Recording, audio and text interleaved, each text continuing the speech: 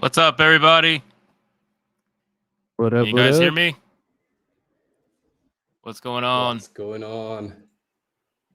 Even Coach froze. See, everyone. it's a little weird. It's a little weird. Yeah, I don't know it's what's it's going on kinda with the weird. internet, man. You guys can hear me clear enough? Everybody can hear me No. clear? No, yes. No, we do. Yep. And Jay is Okay. backstage. Jay's backstage. Let me add Mr. Fatal J. Dabba. My I man. like chicken. We all Wow. do. We all do. We all do. But I love fried chicken, babe. Red in the blues. What up, bro?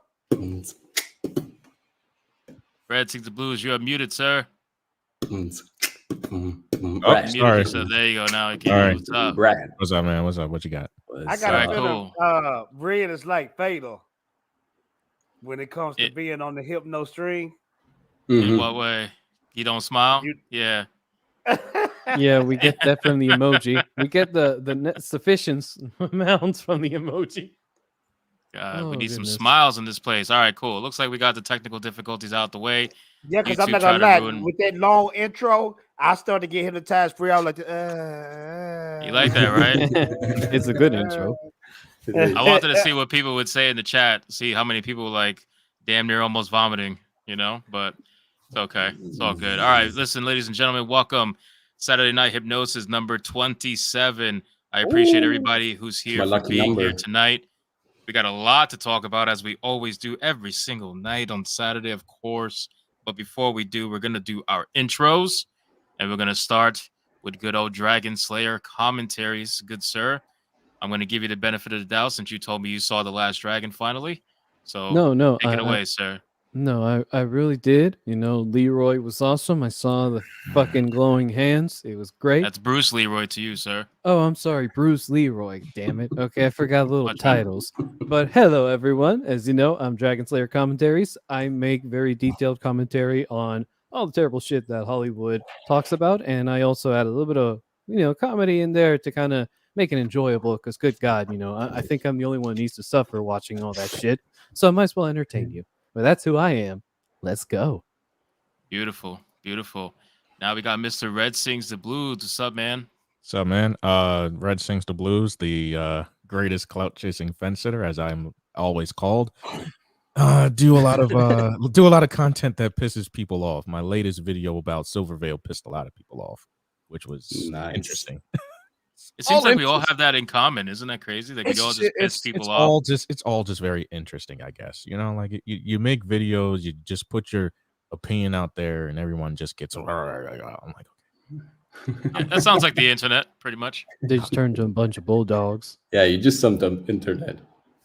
Yeah, seriously. All right, Mr. Coach MC. Sorry, Fatal J. There's no way you're going to top this, but good. Coach, go for it. Coach should just be automatically last, I think. Good evening, ladies and gentlemen. This is the one and only Satursky Ruski program, broadcasting live from Moscow. This is Underground Radio, Guerrilla shit. Night, Innovative. happening right here. Yes, we're entertaining the East and the West all together, blue and red, as you can clearly see right here. 27 episodes of this madness going on.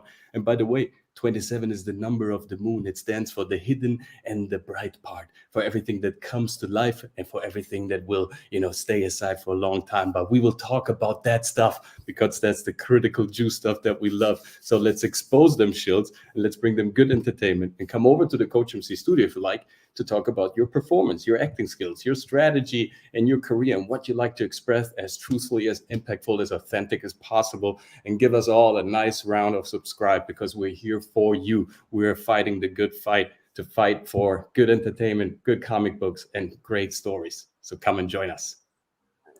Sorry, Jay. Like I said, man. Yeah, That's you are always in very big trouble, my friend. You're in Nobody very big likes going trouble. after Coach. Nobody. But Fatal J is going to one up. Right. I have a feeling. Go ahead. Here we go. I am not Fatal J. I am the messenger of Shao God, and soon he will invade your planet. So bow down now and worship Shao God. Fatal J will be general in Shao God's army. So make sure to subscribe to his channel Because if you don't, you will surely die. Wow. Okay. You better do it now. I gotta admit that was pretty good. That was nice. That was pretty good. Intense stuff. Hey guys, what just happened? Yeah, it was. I don't know, man. Yeah, you had me a little worried there in the beginning. I saw your Yeah, eyes yeah. freak out. I'm like, oh fuck! Don't tell me he's gonna have a seizure right I now. just blacked out for a few seconds. What just happened? I don't know. The you kinda bigotry felt came out of me. cool. That's what happened. The bigotry And came then out. it brought out my inner demon. I don't know where the hell that came from. Inner demons, man. All right. With that being said, listen. Again, yeah. Saturday night, number 27. I'm so excited. I'm excited. We Oh, got a yeah. lot to talk about, a lot to touch on. There's so much going on right now in the entertainment space that honestly, I'm having trouble keeping up on videos, to be honest with you. Absolutely. Yeah, me too, man. And that's Oh, crazy it's because always I put fun. out like 3 videos a day, and I still Yeah. I'm having trouble keeping up with it. It's just insane what Yeah. they're doing. Yeah, I man. tried to watch Velma. I tried. How's I your soul tried, feeling man. after this? All the I was sentences. not finishing that crap, man. All the We sentences. were Oh. not finishing that. I'm sorry. Well, And they Yeah. tried to get you in the beginning, the shower scene. They tried to get you. Right. They tried Yeah, to lock you until in. you remember, those are like 15-year-old Yeah. girls are trying to get you. Yeah. With, you know? Right. Exactly. And it's like, oh, that's a yeah. problem. then your mind. Well, I feels mean, good. I Yeah. guess what they were trying to say is that, well, if you were watching Sailor Moon, you're gonna love this. Yeah, I guess so. Oh. I guess so. Oh I never man. really cared for Sailor Moon personally. Sailor but- Moon had style compared to this. Yes, you Like, did. yeah, like Yeah, ooh, by nice style. moonlight. Oh my god. Bro, my mom would annoy me every fucking time she heard that theme song because she was like, "Oh my god, you used to watch that when you were little, and you would just like annoy me with that damn songs every time We you don't mention it, I'm we gonna don't mess fucking with annoy you." anime music here because Oh, the yeah. fucking Japanese companies, they will copyright you so hard. All you Mhm. gotta Yeah. do is just like 2 they seconds. did It's not that even to the me. actual song. You could be singing the song. They'd be like, got him, copyright. Bro, But they don't I got copyright you for copyright the footage. for the freaking happy birthday song. I didn't even know the birthday song was copyrighted. Yeah, it was. man. It is. Everything's copyrighted at some point in time. Who It's the crazy. freak Everybody owns gets happy on it. birthday? Who owns Copyright that? is right. Copyright seems more like I can censorship. look it up, but in a way. it's like a Shoot, is it Darth Vader? Is it Nice Claw copyright. from Inspector Gadget? Who the freak Something is like this that. guy? If you're don't technically know. not allowed to publish anything anymore, then it's Warner censorship. isn't it? Warner Right. Chappelle music or Chapel music, I guess is He what might it's called. own me, you know? Shoot. Gotta be careful. You might be copyrighted at some point. Shoot. Crazy. Will All I right, be listen. With that copyrighted? being said, oh, hold on. We got ourselves a nice Oh little yeah, bot. we got him in the bots. You know it's gonna be a We got good the stream. bots. It's a What? good stream Got the once the bots bots up show in. up. Oh on, I think Like we we shit! got found the a girl Oh. for you. Looks like we found a girl. We found the Oh, I girl for you. missed them. All right, listen, chat. Like the stream. Come on, let's get those likes up. Get it up there. Get them We'll lights get more up. people in there over the night as time goes on, and we're gonna start with the first discussion that I have in mind, which I want to talk about. I really want to talk about the Little Mermaid situation going on because Mhm. what Yeah, I she got a said video is dropping. I is got What a did video they dropping do about now? that. I got a video talk about it too. I'm sure we all do. Because dude, I can't anymore. I kind of went on a tirade on Twitter about it because honestly, like I get it. I'm not black. Just shocker. I know. I'm gonna put that out there. But it's like I can't see It's okay. people. I'm not a dragon either. Yeah, shocking. I If people can't believe it. see people being like, how are you okay with this? You know, like if you saw Young Ripper's video, he says it Mhm. perfectly, where it's like, how can you be like you are deducing yourself down to the most simplest form of yourself that means nothing. Like your skin color, you had no control of. You're saying that's the most special thing about you. You know, that's what makes the character yours all of a sudden.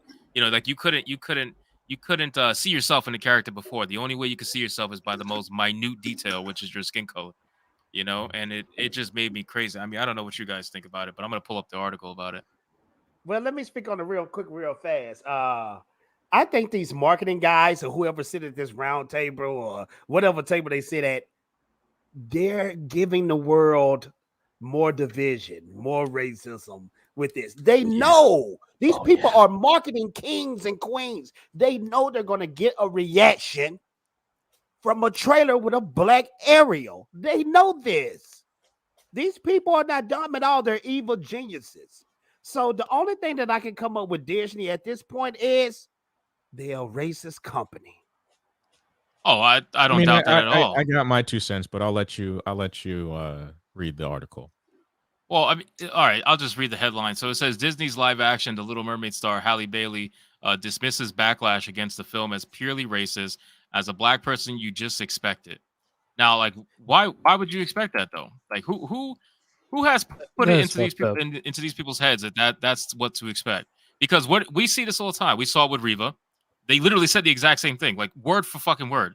So at this point, it's like Fatal Jade said. There's people there who are trying to put this out there on purpose because you got actresses and actors repeating the same fucking thing. Although it seems to be mostly women, but they're all repeating the same exact. Like this is word for word what they did with Riva, word for word.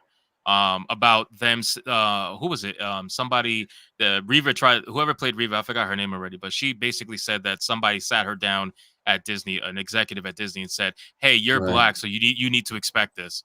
Like that kind of like discussion. And now it's basically the same exact thing with Bailey, where they basically are telling her, "Hey, you're black, so you need to expect this," or that's what she's saying now because she don't want to put on nobody else. But still, like if this is true, if there's people really out there at Disney, if you work for someone that sat you down, can you imagine? Like if someone sat you down and said, "Hey, by the way, I get it, you're black, so you better expect a lot of racism at this place, or like for what you're doing." Wouldn't you Well, be? I Wouldn't you mean, be offended a little bit? I mean, go ahead. you want my honest opinion? Yeah, go Oh, for it. yeah. I want So, honesty, pure well, honesty. I mean, as a guy that used to, oh yeah, you're gonna love this one. Who used to work for Disney? Oh Basically, fuck, what they, cancel. Whoa, Right, you got an right, insider. right. Oh You're still shit, here. give us more. What is You're with in- the insiders on this stream? First fucking Wyatt, now we got Red Sings. This is crazy. Fatal J, you yeah, got like something you want to admit? I told you guys, I All worked right, I'm for sorry. different I'm companies. Walt Disney. No, you would be DC or some shit probably. Go ahead, Red. Go ahead, Red. But I mean, when working for Disney, they're very condescending to their like black employees. You know, the people that work for them. They're just like, well, you see, we want to hire more black people, and I said, for what reason? And I honestly said that to the HR. I was like, well, for what reason? Like, what's your reason What? for hiring more black people? Because they said, well, don't you think that you are like, because you're a black man, right? I was like, yeah, where are you going with this? And they're just like, well, I know there's not a lot of I don't black mean to laugh. That's people. funny. Oh, I know there's not a lot of black people here. I said, should I just go to Universal because this is kind of condescending to me? And when I stayed with Disney, I was in the cultural department. So basically, what that means is that you actually go undercover, right? You actually go to other people's, cultures and other people's, like cities and all that other stuff, and you study them actually. Because Disney, like I said, Disney knows culture better than we do because because Disney, when I used to work for them, they have people that literally like study other cultures, right? And it's like, it's just for me, I don't expect nothing from Disney when they do this type of stuff because all I think about is like, okay, I already know that they're going to be very, very condescending, Right, but that's what I'm saying. It's somebody like I said. Okay, if you want me to believe that there's someone going around big old evil Disney and saying, which I do think Disney's evil. I just want to throw that out there. But let's just say that someone's really going around or people going around telling the black creators or hired actors, actresses, whatever, hey, you're black, so you need to expect racism from our fans. What? Like I can't compute it, honestly. I can't, and it kind of sets people up for like a victim mentality, and it brings up the conversation that, in my opinion, and in the opinion of a lot of people, that they are using, not that they are using black people as a shield for any criticism towards whatever movie is about to come out. Well, That's yeah, they that's do. Well, yeah, they do that for very good reasons because they know that in this time, day, and age, they have to keep they have to keep their quota. They have to keep their status as a corporation, so to speak. So they know that if they don't have many, I guess what you would call diverse characters or diverse people, it's like yeah, they are I think considerably a it's a great racist company, right? strategy, right? If you think about it, it's a great strategy. You have Oh, of course. somebody, Yeah. you put somebody, his responsibility, we want, Right, to follow right. his agenda. What And if it goes wrong, it's the fans not accepting his agenda, so they must be racist. It's great. You're never, never guilty of any crime, you didn't They always you have an didn't fail to excuse. create great entertainment. No, it's their responsibility now. And if the audience doesn't understand it, then it's something wrong with them intellectually. Maybe they have some racist tendencies. That's why. So No, it's great. Also, another thing too in the Little Mermaid, and I don't think people are kind of looking at it. I looked at the trailer and I say, well, okay, it's a black Little Mermaid, but then it's an interracial couple. I was like, what the fuck? The way Right. he said it, he's I was like, like, what the "Oh yeah, no, look at the trailers. It's just a fucking So black wait, you Little still Mermaid. kept What the the hell?" white prince, but I find it very Right. interesting. You still kept the Yeah. white prince. I was like, I Right, find that right, very right. interesting. No, yeah, it- but so- we all have to understand something. The reason why sometimes we get confused about all these insane things that they do, especially with that little comment of now telling the actors of Little Mermaid that, you know, if anyone has a different opinion than what you see usually, then they're a bunch of racists, you know, just racists everywhere. They're gonna eat you alive the second you walk out of your room. In that case, let me tell you something. These people just lack a bunch of neurons. At the end of the day, they are just people that should not be in these positions in the first place and should probably have more competent people in there. But because that's impossible, because they probably have some dirt or know someone that will keep them there permanently, we're doomed to experience this over and over again until people just learn that they might need to step off for a little while so that they get back on track and get rid of those cancerous people, if you will. Right. But then it brings the conversation to where I want to bring it to, because this is the part that upsets me the most. It's the whole see themselves thing. Like Oh, that yeah. whole statement about I need to see myself. They can see yourself. Now we can see. So you mean to tell me there wasn't a single black girl ever in all of history that couldn't see themselves in the original Mermaid? And then now like they're saying, oh, there was a go ahead. 90s Brandy was in the 1999 Cinderella. You're telling me that you're the first black female to do a princess movie? Right. Right. Like, But still, I just don't get this whole, oh, this character's ours now. So the only way, so this character became yours because you changed the skin color. That's it. That's the only thing. It's deducing it down to the simplest factor. Go ahead. Hypno, watch. I can prove this whole article wrong. I can prove Disney wrong with just a simple question. Now, Red, who is your favorite superhero of all time? all time. Of all time, That's a good one. just But the first thing that pop in your head. I would say Static Shock. That was my boy back in the day. Dang, you killed my point. Okay, my favorite superhero of all time. Damn it, Red. Wrong person to ask. Man. My You superhero fucking dweeb. of all time, favorite hero of all time is Superman. And if it's not Superman, it's Batman. My favorite character in Star Wars is Obi-Wan Kenobi. Now, I never did look at those and say, man, I wish those guys was black. Right. It never came across my mind. This is coming from a black man. So I'm Right. pretty sure you have little black girls out there watching the original Little Mermaid and say, I just want her to be black. I mean, she's a cool character, but I need her to be black. Right. That's There's not not a happening. single fucking girl ever asked that question. No, Never. no girl ever said to their mom, "Oh, I wish Little Mermaid was black." All they Right. said was, "Oh, I wish I want to be Little Mermaid mom for Halloween or some shit like that." That's it. They never once said I would. That's an adult putting that shit in a kid's mind. Yeah, but you know And what's this even is the crazy? kicker right here, though. The thing about Disney, they own tons of IPs. So I know they have original black characters out there that they can use and rise up. So I just don't understand the race swapping. The only thing that I can grasp in my mind with the race swapping these characters is they want to cause division. The marketing with the girl talking, the Bailey girl talking about, oh, I expected all this. That's marketing for her to put that out there. And see, No, now you got the 100%. mad people, Negativity sells. the people who's pissed off, they're paying attention to Little Mermaid. That's promotion. The people who's caring about or being on her side, they're going to watch the movie. It's all marketing. It's all Yeah, of course. marketing. Well, I mean, it's the same thing with the what was it? The Hogwarts Legacy thing. Yeah. Right. Except Yeah, you're right. it wasn't on the purpose of the actual developer. It's not like then again it could have been. Who knows? They could have hired someone for marketing at the developer Avalanche, whoever made the game, and they were like, all right, this is how we're gonna make this thing sell like hotcakes. Let's pretend like we're angry trans people, go online, talk about boycotting the game, and then make it go absolutely This is viral. so- That's a this is- possibility.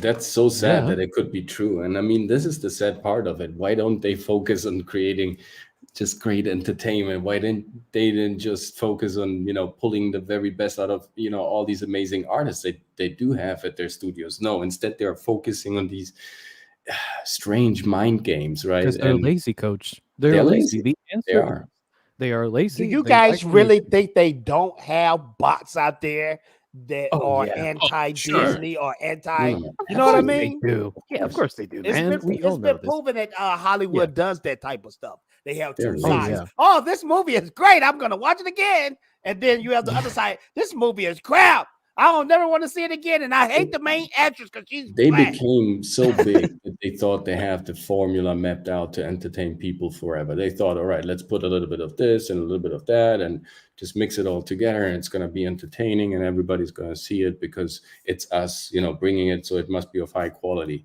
And now they're upset at us that we're pointing out, the obvious fact that they don't care anymore and that they're lazy and they're using their agendas for these fake alibis to insert more laziness into the workforce. Because all of a sudden you have certain parameters, you have certain this and statutes that you have to fulfill. So instead of creating of great movies, you're checking those boxes, and then, like you're saying, that's pretty lazy behavior. And they think, they thinking we're stupid basically, and we accept the trends as they are. Go with the flow. Why are you complaining? It's still entertainment. It's not. It's No. agenda. Yeah, you're And right. It's agenda. my thing. Go ahead. Go ahead. Go ahead. Hypno. Go ahead. No, go ahead, Fatal. Go No, ahead. I'm just gonna say this: if they're gonna do Little Mermaid and make her black, then the Jamaican lobster, because wasn't he a lobster? Yeah. Right, No, yeah, yeah, yeah. or Well, whatever. the lobster was from Barbados, I think. Okay, Yeah. well then they need to Barbados, make him yeah. with a Shakespearean accent. Four score. Oh, You know what I'm saying? Give hello. him Make him sound like, hello, make him sound Ariel. like How one are of the you on fans. this Give him a fine British day? accent or something, give him a British accent. Oh Yeah. yes, there was just But jolly, okay, so jolly but wonderful the whole time. the whole point of this is they say the whole, you could say it's bots, you could say it's fueled by Disney themselves, and that's 100% possible. That's 100% true. But there's people out there that genuinely believe everything that they're being told about the whole needing to see themselves thing, and there's people that are jumping on that bandwagon saying, "Oh, well, now little black kids can see themselves. We can finally see ourselves. We couldn't see ourselves in superheroes But the before, problem is they're or inserting Disney the wrong. before." Right, but they're inserting the wrong character traits. Like Fatal was saying, he was not enamored with the color of the skin. He was enamored with the character traits, with what the Right. character was doing. He Right. was passionate about how the character was behaving. He kind of saw himself in terms of, moral statues in that character. Like, all right, I want to be this guy. This is the great Mhm. thing about it. Skin color is like the smallest, number of agreement that we need to see ourselves in the character. We need to see. Coach, Right. you exactly nailed it. When I was a young kid at my grandmother's house, I used to spend a lot of nights at my grandmother's house, and I knew it was time to go to bed when Star Trek Next Generation came on. Yeah. And when I watched that show, I was blown away. Did you know at 7 years old, Fatal J wanted to be a bald white English guy named Picard? I wanted Yes. to be like Jean-Luc Picard, and I never ever looked at his skin color. You know You what see, I mean? I wanted just to be love the Worf. character. Right, and I wanted to be the Klingon guy. I love this character, Michael Dorn. I think he made it. He did. I a wanted great to be job. Wolverine. Needless to say, I Well, think I of failed. course. But No, you, No, you but, got but you're right. Yeah, you're saying it. It doesn't matter what skin color Doesn't we matter. see. No, of It's course it's not. what the people are not character does. asking that. You got the minority out there that's asking that question, but as a whole, the people are not asking that question. Of course And again, not. even They're what, not. It's just even crazy. if you think about it, Obi-Wan, what he makes, what he does in these movies, it's just common sense. What Obi-Wan does is nothing incredible per se. It's just common sense. So he's just following the path of ratio and balance. That's what common sense is. That's what decency is. That's what dignity is for ourselves. So if we follow down that path, we're ending up doing great things. And we don't care about ourselves like he was. He was sacrificing himself for the greater good, because that's what decency should be all about. So this is an innate quality that we all have, and all these new outlets with this new type of entertainment, they want to make sure to tell us that no, it's the victimhood, it's what divides us that makes us special, it's the little corner, that little isolated niche, in the corner of the house, that's special, not the space. It's focusing on Right. the smallest number of agreement instead of seeing the big picture. Well, that's what I was saying before, that they were reducing everybody down to the one thing that they have no control over. Like how does your skin color make you special? You didn't have any fucking like choice in the skin color you came out of. That doesn't make you special at all. There's nothing you could have done to change your skin color. You were born that way. So how is this now all of a sudden the way that you need to see yourselves in a character that's supposed to represent something special? There's nothing special about your skin color. Nothing. I would even dare say nothing special about your sexuality either. I don't give a fuck about that either. None of that You're makes any exactly sense. right. All that Acting matters is how you can relate to the character and its journey. That particular exactly. character, what it Yeah. represents for you. Whether you can connect to the stories on it or whatever the case may be. Like that's all that matters. No, yeah, Yep, and no. let me You give know you what a all quick they're doing, example. Hypno? Yeah. Real quick, Dragon Slayer. Yeah. You know what they're doing? What? That. They're using blacks, they're using Asians, they're using homosexuals as marketing. They're using them as tools. They don't care about their feelings. They're just using them for this. Oh, hey, Oh, this character black. Go watch it. Hey, he's gay. Go watch it. Hey, Right. you know what I mean? I think they So want people- the Little Mermaid to be like the Wakanda Forever for Disney for black people. Honestly, And you know what's I'm not even crazy? kidding. I think No, they you're you know how right. Black Panther's like that one film that it Right. seems like Oh, everybody Everybody, yeah. who's just Again. drinking the Kool-Aid and they're all Yeah. for Right, it. right. And they're like, yup, Yeah, you're this right. is ours. Mind you, a fucking white dude made that character, but no, this is ours. We own this. You know what I'm saying? That's how a lot of people think who are on that particular side. And I think they want Little Mermaid to be that for Disney Mhm. because there's really nothing else that's potentially popular enough to do that, I guess, on Disney's side. So they race swap Little Mermaid. They're like, look, we made one of our most iconic characters black. Go see the movie now, like Fatal J said. And they're No, hoping that, Well- that's going to carry the movie, but it's not, honestly. Well, I It think won't. okay here. So I don't. So to me, I don't have a problem with it. The problem I have is the creative laziness. Like I said before, like we had back in the day. I mean, if you're paying attention to how the media works or how the media is, you had the Wizard of Oz, and I said this in my video. You have the Wizard of Oz, and you have the Wiz. You have like a different, type of movie that is a rendition of something, right? Because we've always had renditions of, I guess, quote unquote white movies, right? Then you had your own like black version. Back in the day, that's what a lot of black media was known for, right? Nowadays, we want to have, we have to see ourselves in I guess a white character, which again I don't seem to understand because I think it's creatively lazy to have a black character within a white story, right? I Red, think you- it's because they want to say without saying that the white characters are the only valid ones. But the one thing that I always My said to opinion. like a lot of black creatives would be like, okay, so you're an artist, right? If you have this creative like bug in you, right? Why would you want to see yourself as an already done character? What's the problem with making a different character and making that flourish, right? There's no clout. That's true. That's But the only Red, valid character. That's what I'm Red, saying. Like you- in their you- mind, that's what they truly think. They don't want to tell the black children that. They don't want to tell the Hispanic children that. They don't want to tell anybody that. But that's what they really think. They are saying without saying it that these are the only valid characters out there. And if you can't see yourself in Superman, Little Mermaid, fucking Batman, whoever else is a notoriously white character, if you can't see yourself in those characters, then that's not enough. That's not enough. We got to race swap all of them. And Oh yeah, that's a my bunch of biggest bullshit. problem, my biggest problem with this stuff is not the fact that they're changing the race of the characters, even though, like you said, it's lazy. Creatively, it's just bankrupt. All of that stuff. My biggest problem is that their argument for doing so doesn't hold water. It doesn't. Their argument does not hold up at all. I got And an that's the example problem for it, too. because I got plenty of examples, but my latest one recently on Twitter, I went off on Twitter again and I said, okay, no problem. We race swapping Maria. Got it. That's fine. Let's race swap that bitch. But give me a white Henry and Sam. Why didn't you give me a white Henry and Sam? You can't say, oh, well, no, the blackness is inherent to Henry and Sam. How? That argument doesn't hold up in that particular character. But you want to get mad when I say that you shouldn't have race swap Maria. But when I say, oh, let's race swap Henry and Sam, now you want to have a problem. Now you can't use the excuse you used with Black Panther saying, oh, Black Panther being black is inherent to the character, even though I call that bullshit, but whatever you want to go with that. I'll give that to you. You can't use that excuse in this one. So why are you getting upset? Why are you getting mad at me pointing that out? Everybody went quiet. I didn't get a single comment from all the people who normally would be like, well, what does that have to do with the character? The race has nothing to do with the character. So give it to me. You got Maria, give me that. Why didn't you race swap them? But I do find it funny that they decided, I'm sorry, I just went into a Last of Us thing, but I do find it funny that they decided to make Sam deaf because they were trying to find a way to squeeze diversity in a spot that they couldn't necessarily I thought he was mute. race swap.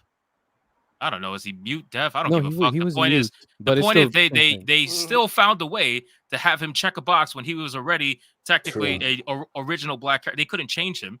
They couldn't race swap him. So that they still found a way to make him quote unquote diverse. You know what I mean? So that's my issue. The argument doesn't hold any water. There's nothing to that argument that makes any sort of sense. It's an excuse, and like Red said, it's all laziness. They just know they have to meet these certain goals. They have to meet these certain quotas, and they're going to find a way to do so. And at the same time, they're trying to convince every minority out there that that's not what they are. But And what I'm I telling also you right find, now that is what we are to them, 100%. Anyway, go ahead. but Continue. what I also find, like, I guess, I'm not even saying disheartening, but what I find, even more difficult is even as somebody who would want to one day make their own comic book or something else like that, right? I just find it to be the most difficult thing in the world. Not because, oh, I'm a victim, I'm a black man or whatever, but it's more or less like, okay, you're trying to, be in a market that's already saturated with lazy ass ideas, right? Then you have a new creative idea, right? That's coming from I guess what you would say, a minority, right? And then what usually happens, and what usually always happens in the market is it gets drowned out by the crap like this, right? To the point where it's just okay, now I have to make I have to be a part of, right? I have to be a part of something like this in order to get my thing across. You know what I'm saying? Right. And this is how all these products ultimately taste like in the end, like shallow and flat and not really saturated by good ideas and like really tasteful because there was, some nice story arcs or storytelling going on. And one aspect why they're doing this is because if you tell the hero's journey from beginning to the end, there's some sort of outcome, some sort of a catharsis that needs to happen in order to close that cycle. Sometimes that outcome might seem like a negative one, but will tell a lot to the character and ultimately is a happy end. And sometimes that outcome is positive, so it's a happy end as well. And that positivity got canceled away over the last years. And mind you, this is not something new. J.K. Rowling talked about this extensively, like even in 2001 when they were doing Harry Potter. It was like everybody was invading her space, trying to substitute the characters, trying to manipulate, and swap certain origins. And she said, no, it has to look and feel British, period. And they were hiring American casting agents, and they were trying to insert as much diversity already, like in 2001, as possible. And even Peter Jackson talked about this, that he had to kind of fight a constant war in keeping the lore as truthful as possible. Oh yeah, no. And one thing I want to give as a quick example, since we're talking about this, for example, the Witcher series, back when it was still making pretty decent seasons and everybody was okay with the show, there, the whole mess that was going on around the fact that they race swapped Triss and Yennefer, and people were flipping all over about it, but Right, kind of put up with it because they did some pretty good acting.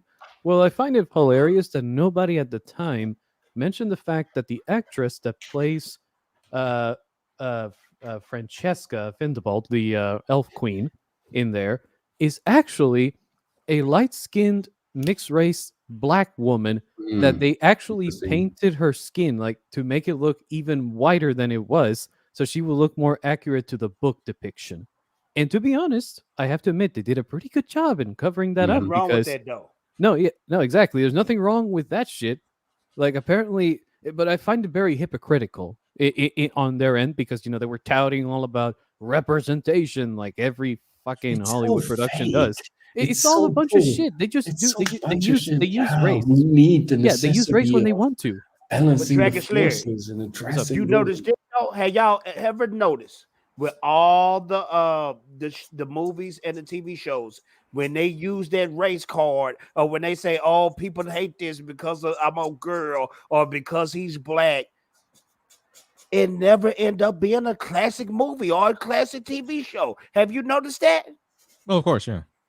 It's Oh, never yeah. been one out there where they use that right before it comes out, and it ends up people saying, "Oh, this is fantastic. I give it an A+, Mhm. 10 out of a 10." I've never heard it. Never heard it.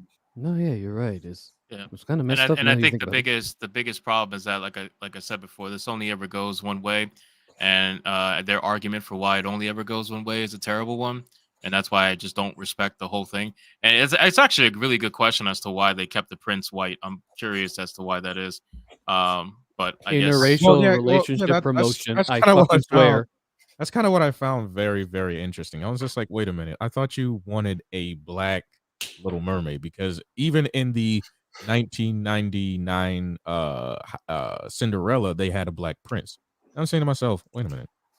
Well, just look at the picture. A picture says 1,000 words. they're probably trying to encourage interracial. And look, if she's really a black African American mermaid, why does she have the long stringy hair and not an afro? That's all I'm saying. Just It is weird you're how right. if you look at this, hold on. If you look Interesting. at this, can you see my mouse? So Yeah. over here, you can see, I guess, what is her natural hair, like the dreads or the nappy hair, whatever you want to call it, Yeah. and then it kind of goes into Oh, stringy extensions. Like it kind of starts off natural and then becomes like a white girl's hair. And she Why? would they That's had weird. no idea what to Why- do. Wasn't it full dreads at one point or like locks or what do you guys I think call it? I it don't was. know. I I'm think not Yeah, fucking well, with they you. were full okay, to differentiate, locks. Okay, what I have are freeform locks. Those are braids, we would call them. Oh, braids. Those are Okay. faux All right. locks. Okay. So didn't she have full braids? Like when did it Yeah. become stringy white girl hair? Blonde hair. I don't know, but I want to point that out as well because it literally says to black women, right? It Speak on it, says Reed. literally that your hair has to be like this, right? So it's kind of Oh, racist in and no. of itself, right? You don't love your natural hair.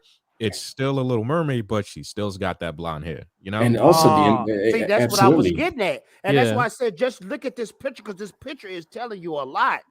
With the white guy, it's just why is the prince not black? Why is he You not don't want- black? you don't Why is want the a- aspiration the white prince? I Right? think Well, I think that, and Because again, he's rich, this is remember? this is more extreme, mm, I'm sure, but I think that Speak on him, no. people at Disney or people who think like people who work at Disney have a self-obsession with being white. I think they view themselves as superior and they're trying to pass it off as they are quote unquote guilty or white guilt. And this whole idea and premise about white guilt or anything like that is to essentially admit that yes, white people are superior to every other race. It is something to aspire to. And I know a lot of Asian people think this way too. They view whiteness as like a fucking thing to aspire to. But the Yeah. fact that they're trying to encourage interracial Yes. relationships and they're trying to have the black girl get the white guy for once or whatever the case may be, it's like I But just think what they're messaging here is really odd. And I think that this whole thing with her hair is throwing me off completely because you should have just went one.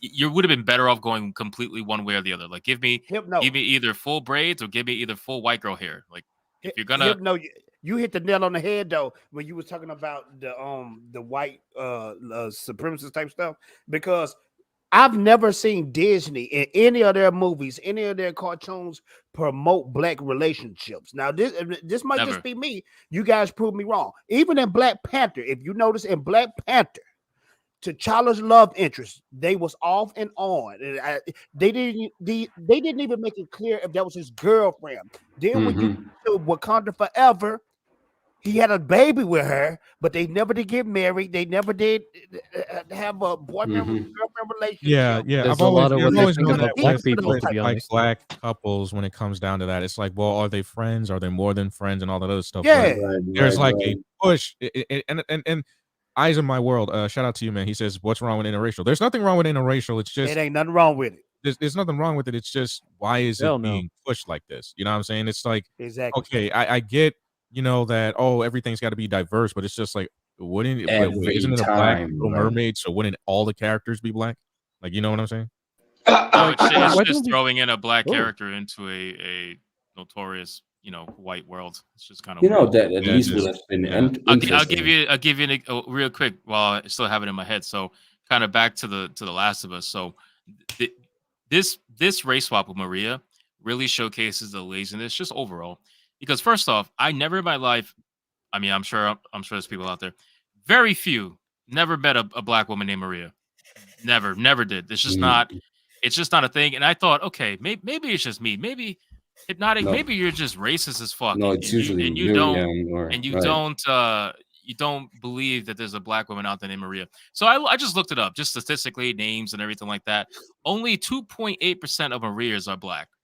Mhm. 2.8%. Now you got to think, okay, well, we're in a post-apocalyptic world. What the fuck is there a chance of a black woman named Maria who happens to be a communist? I mean, just what is the chances of that? I totally But forgot again, about that. it's because again, they're trying to show, and that's another thing with that fucking show. They're trying to show how communism is amazing. It goes back to Mhm. the whole BLM Marxist organization No crap, way. and it's just ironic as shit to me that they made Maria black and they made her a communist. It's just this stuff is not accidental, is what I'm trying to say. Like none of this No, is accidental. After a certain point, you have to start realizing like this shit is 100% purposeful. So that's all. they write Yeah. this. They want this to be there, exactly how they do it, and they they face all the consequences. They make money out of the curiosity of creating those controversies all the time. So for them, it really doesn't matter. It's us, the stupid peasants who still claim some artistry and some craftsmanship in the movies. They don't care. They never actually cared about that. Everybody is Right. just an employee. Everybody was just feeding the machine. So now they're just blatantly admitted. Yeah, and I think that I really truly believe that they are using minorities as a shield Of for any course, sort of yes. criticism. And the fact that they always have to do the same fucking thing, the same thing of the same story before any movie or TV show comes out, it's always the same fucking article. Mhm, XYZ lead mhm. black person, Hispanic person, whatever, says that racism was expected. They're gonna deal with it, and they just hope people enjoy XYZ movie or show. It's a formula at this point. It's Mhm. boring too. It's like a Yes. Prime, you boring wanted to say ass something? formula. Like imagine us, we're content creators, and we try to make fun of this shit in the most creative way possible, and yet at a certain point, we just get annoyed at ourselves because they're not even giving us any good opportunities to Mhm. mess with them because they're just repeating the same shit. And that's Right. what annoys me too about the whole race swapping thing and a bunch of other issues where at the end of the day they will promote minorities that they want to approve of that are the I guess fad minorities if that's what you want to call it.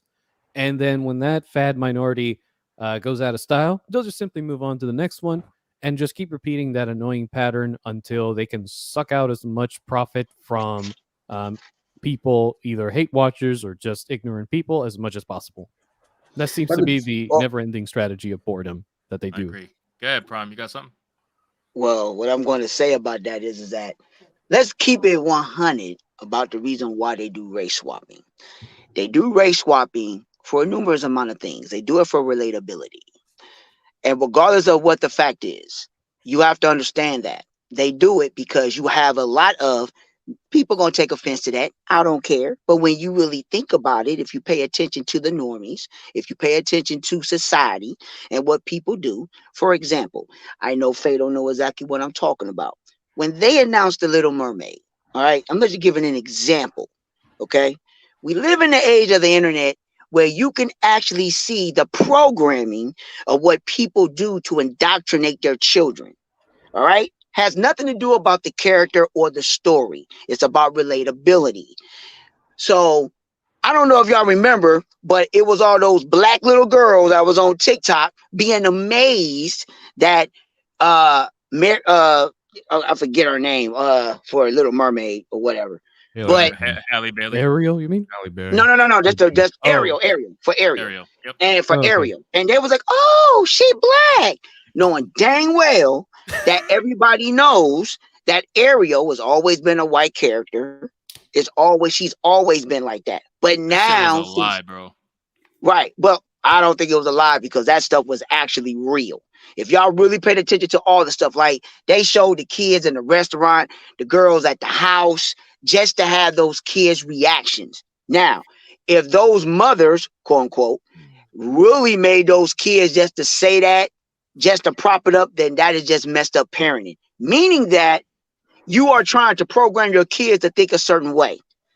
So you have to look at it like that. And Hollywood knows this. So that's what they do. So people can go to see the movies because of relatability. It's culture. So that's what the reason why they do it. Has nothing to do. For instance, now there's a couple characters where you can race swap and you can really get away with it. And it has nothing to do. Well, it does have to do with relatability, but it works. So you got to look at it. And now they're getting to the point where they're really forcing it. In a lot of genres that they do it. So they want to force it because they want to get that demographic. If y'all really pay attention to percentages or where they get these polls and where they get the information and the stats, when people go to the movies, everybody knows that Caucasians and white people outnumber blacks and Hispanics. Let's just talk about the United States. They outnumber us in the country. But when they want to boost those numbers up to match that to get that audience. So let's get an example. If you, let's just like Fado was actually saying, if you go with Black Panther, yeah, it was up there, but you had a percent. I forget the percentage, but it was up there. It was like 60 to 70% black people that went to go see that movie. Yep. Okay, when you look at it, it was 60 to 70% of black people that went to go see that movie. The percentages of black people don't go to movies like that. They sure don't. That's why they don't. So when you look at the percentages, they do that to get that relatability so they can get other cultures to get out there to watch it. For example, yes, if you, I'm just doing stuff off the head, a Tyler Perry movie, all right? If you go with Tyler Perry movies, you're going to get black people that watch it. You're not going to get a lot of Caucasians that watch that. There's going to be Caucasians that watch it, but it ain't going to be a lot of Caucasians that watch it. So to get that median and to get that share, they got to do it for relatability. And that's the reason why they do it. Me personally, I don't care. I really just go for the actual story and the enjoyment of it. But there are some characters that, just my personal opinion, that you should not race swap. You just should not race swap. Black Panther was lightning in the bottle though, because it hit in February. All the characters was dope. The setting was in Africa. Black people looked intelligent. Black people were smart. Everything. It was just lightning in the bottle. But let me ask a question. Let me ask a question since you guys are speak all here. on it. So this whole, you say it's relatability, right? So is the relatability supposed to help the movie? So by them making Ariel black and hoping that it's more relatable to other cultures, including black people, is that then to assume that they are hoping that's going to make the movie more successful than, say, the original Little Mermaid that's already one of the top IPs for Disney? No, I think these people. Hold on, Prime. I don't think so. I think this is has a deeper thing going on with it. More propaganda, mind wiping, mind instructing type thing to go with it. Black people as a whole, and I'm not speaking for all black people, but I think I can speak for some. Don't nobody have it in their mind to go see Little Mermaid like that. But my I thing know is, for me, I'm not seeing it. My thing That's is, what again, I'm saying. Prime, did you have it in your mind to see Little Mermaid? No. That's what I'm saying. Black people are not asking for this movie. But that's my thing though. So if you are Disney and let's say Prime is right and they're doing this for relatability, right? In the hopes to garner a different audience that maybe they initially didn't think they had or whatever with the first Little Mermaid. If that's not going to work, if they're not going to make as much money as let's say they could have if they would have kept true to the original Little Mermaid, which I think they could have made a fuck ton of money if they would have kept to the original Little Mermaid. But again, this is what we're talking about. So now, with that being said, if they're not going to make as much money, what was the point then? If relatability wasn't to get you more money, obviously people don't care about relatability if there's other race swapped either animated shows, movies, or TV shows that are failing miserably compared to their original counterparts. That's not because the main counterparts had white people in it, but it's because in their quest to make something, air quotes, relatable, they lost all the magic of the original whatever they're taking over. And I think that's the problem too. So if making it relatable is not becoming successful to you, what is the point? That's my question. Oh yeah. And it's easy. Here, well, that was Prime. Answer that. What is the point? Well, the point is that to get particular people in the seats, you got to think.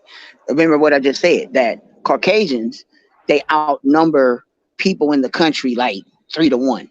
Let's just say. So let's just say hypothetically. Now, I'm not saying that black people don't watch and haven't watched The Little Mermaid animated wise, because it's fantastic. It's a Disney film, so they're going to go out and they're going to watch it. All I'm saying is that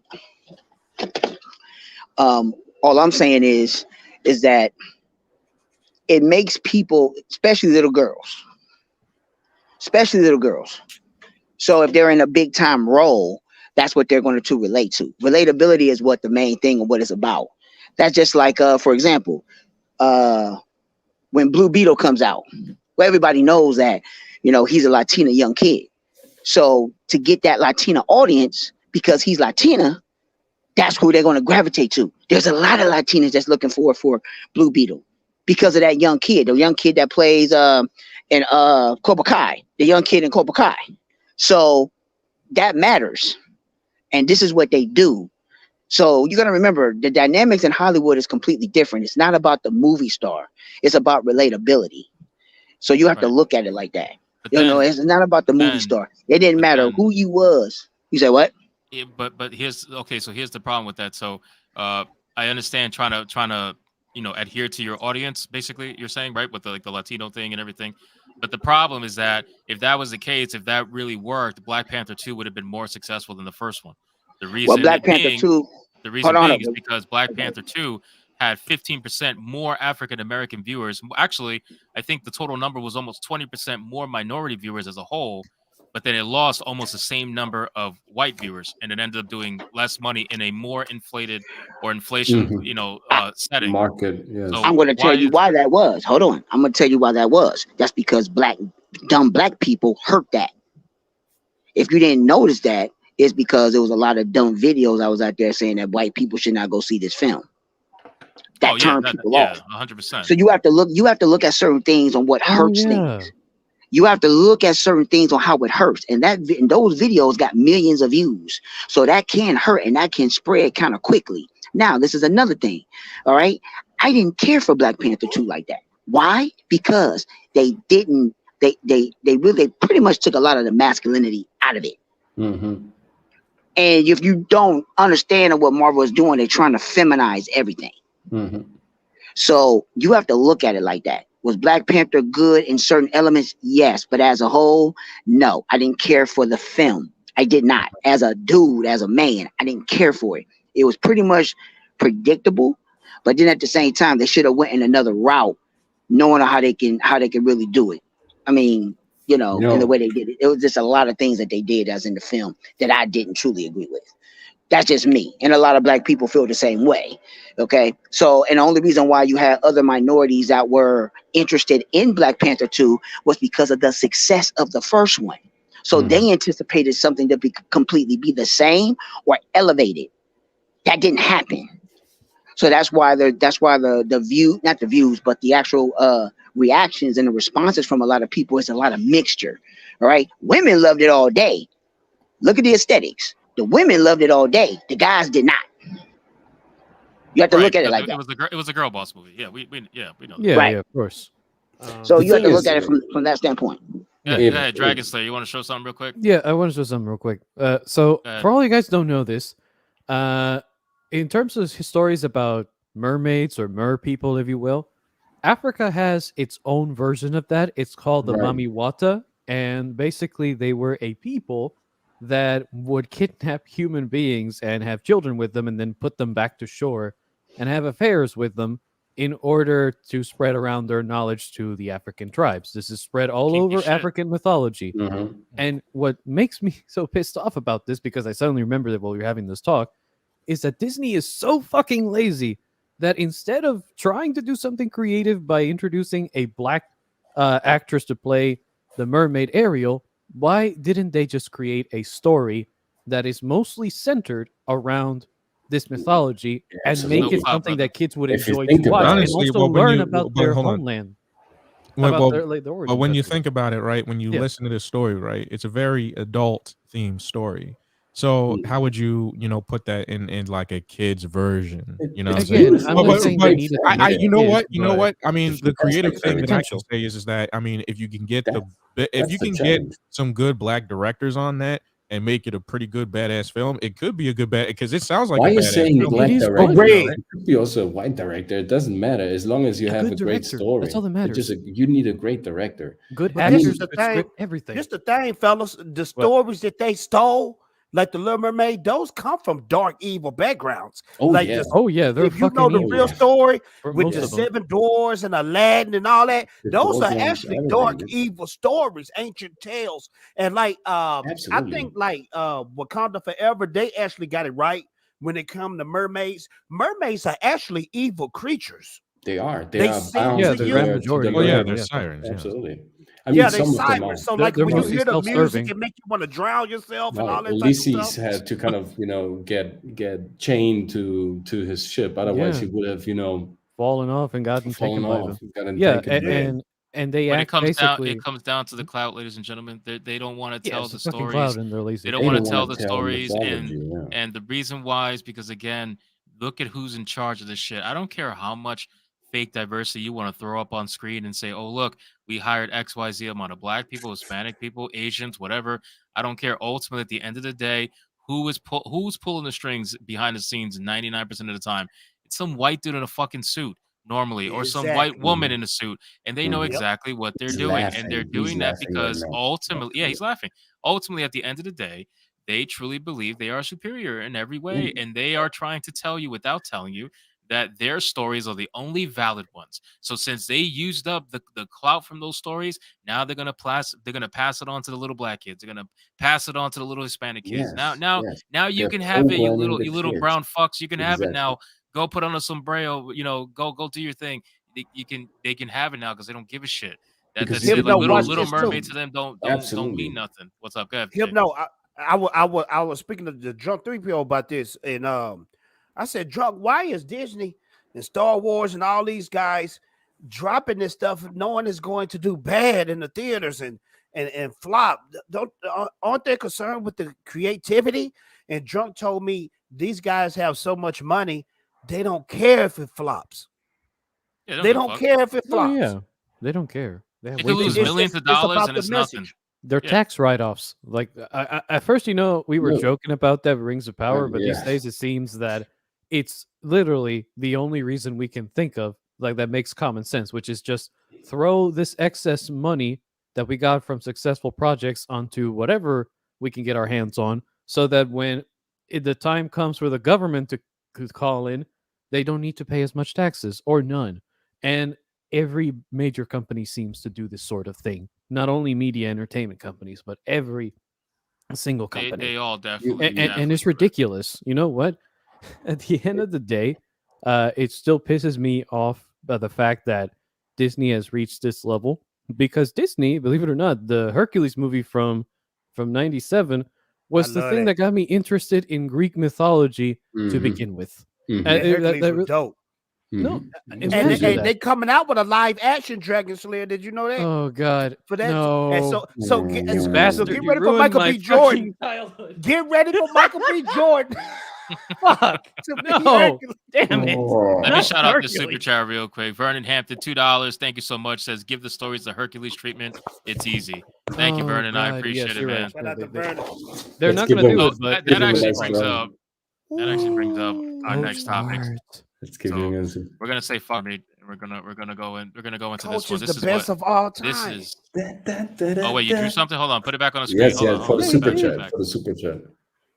Oh, Make it Oh Charizard. shit! That kind of like Yes, it is. Charizard. Yeah, just make it It Charizard. is. It is. It is. Oh, Charizard. that's Holy crap. Charizard and Mewtwo put That's together. the diverse The Charizard. diverse Charizard. There you go. That's dope. Amazing, good stuff. All right, so let's talk about Yeah. this because this is what started. This is really what started my channel right here. So we're gonna talk about this. Oh, Talk about for this. fuck's sake. No. We're We're again- gonna talk about the new No. Lord of the Rings Please. movies, Dragon Slayer. baby. I killed I'll- I'll be Lord right of the back. Rings I gotta movies, go get baby. some water. on Hold on. Instagram because of that, man. All right, I no was problem. Why'd you run away, going Red? nuts. Damn I it. was going nuts, man. Red trying to run away. Red ran away. He He's like, literally no, said it. we can't talk about this. No. Bro, But he no. literally Hey, y'all said, know I gotta me- get water. Y'all know, based in the chat, me and Dragon Slayer are the hardcore token heads. But Yeah, I'm curious because Yeah, I what's up? heard that Peter Jackson might be attached to this, and that gives Yeah. me a little bit Hmm. shred of hope because Fatal. I He will do be. believe. He'll be attached. He's never But I gonna. believe this though. I believe Peter Jackson has complete respect for the token estate. He has complete respect Of for the course. lore. I Doesn't agree matter. with you, The but token They estate will- doesn't have respect for the token estate. not It doesn't anymore under fucking matter. Simon. No, they Right. don't. But he's gonna have, he's gonna face so many difficulties. He's gonna face he is. so many. Oh yeah. Yes, It'll be a Hobbit opposition and situation roadblocks. all It's over gonna, It's again. gonna be crazy for him. At a certain point, he's gonna drop out, or they're gonna. But fire Dragon him, or Slayer, they're gonna. What? let him Hobbit go. wasn't his fault though. That was No, not no, his no. fault. It wasn't his Was fault. What I'm Jackson? telling you is, My question. You My know, question is before, this. Right. My question is this. I don't Okay. remember. Was Jackson involved with the Hobbit? The Hobbit series was good to me. I Yes. enjoyed Right. it. But let me Right. tell you. Yes. Let me tell you the He was backstory. at the end, but it wasn't. the He end. wasn't the first director. No, it no, The wasn't first his director fault. was Andy Serkis. Okay. All right. No. The first. Okay, let me explain this to you guys. Second So crew. the no, the first director that they picked to do the Hobbit movies originally, it was going to be two. Warner Brothers set it up to where Guillermo del Toro was going to be the main director, Peter Jackson was going to be a producer, and the only reason we heard about Andy Serkis during the whole production behind the scenes that they did is because Peter was so overwhelmed with how much work he had to get done because he only had half of the pre-production time that Warner gave to Guillermo del Toro, They and screwed him. because of that, he had to rush, and so he hired Andy, who decided to help. Which surprisingly, he did a pretty decent job and was just as In the war dedicated scenes, to yes. Yeah. Peter, to Right. Peter and his desire to be as accurate as possible. But at the Right. end of the day, it's a classic case of the studios or the little war going on between a bazillion different companies and studios trying to figure out who's going to get the piece of the pie, and everybody wants this thing out like a bag of hotcakes so they make Right. their money and are able to pay off their debts to one another. And so they rushed him. They didn't give him the time he wanted. And that's why the Hobbit movies, while they thankfully were not terrible, they were flawed more than they should have been because flawed. of them being rushed. You can tell that You can the tell. differences between movies number 2 and 3 were vastly different from movie number 1.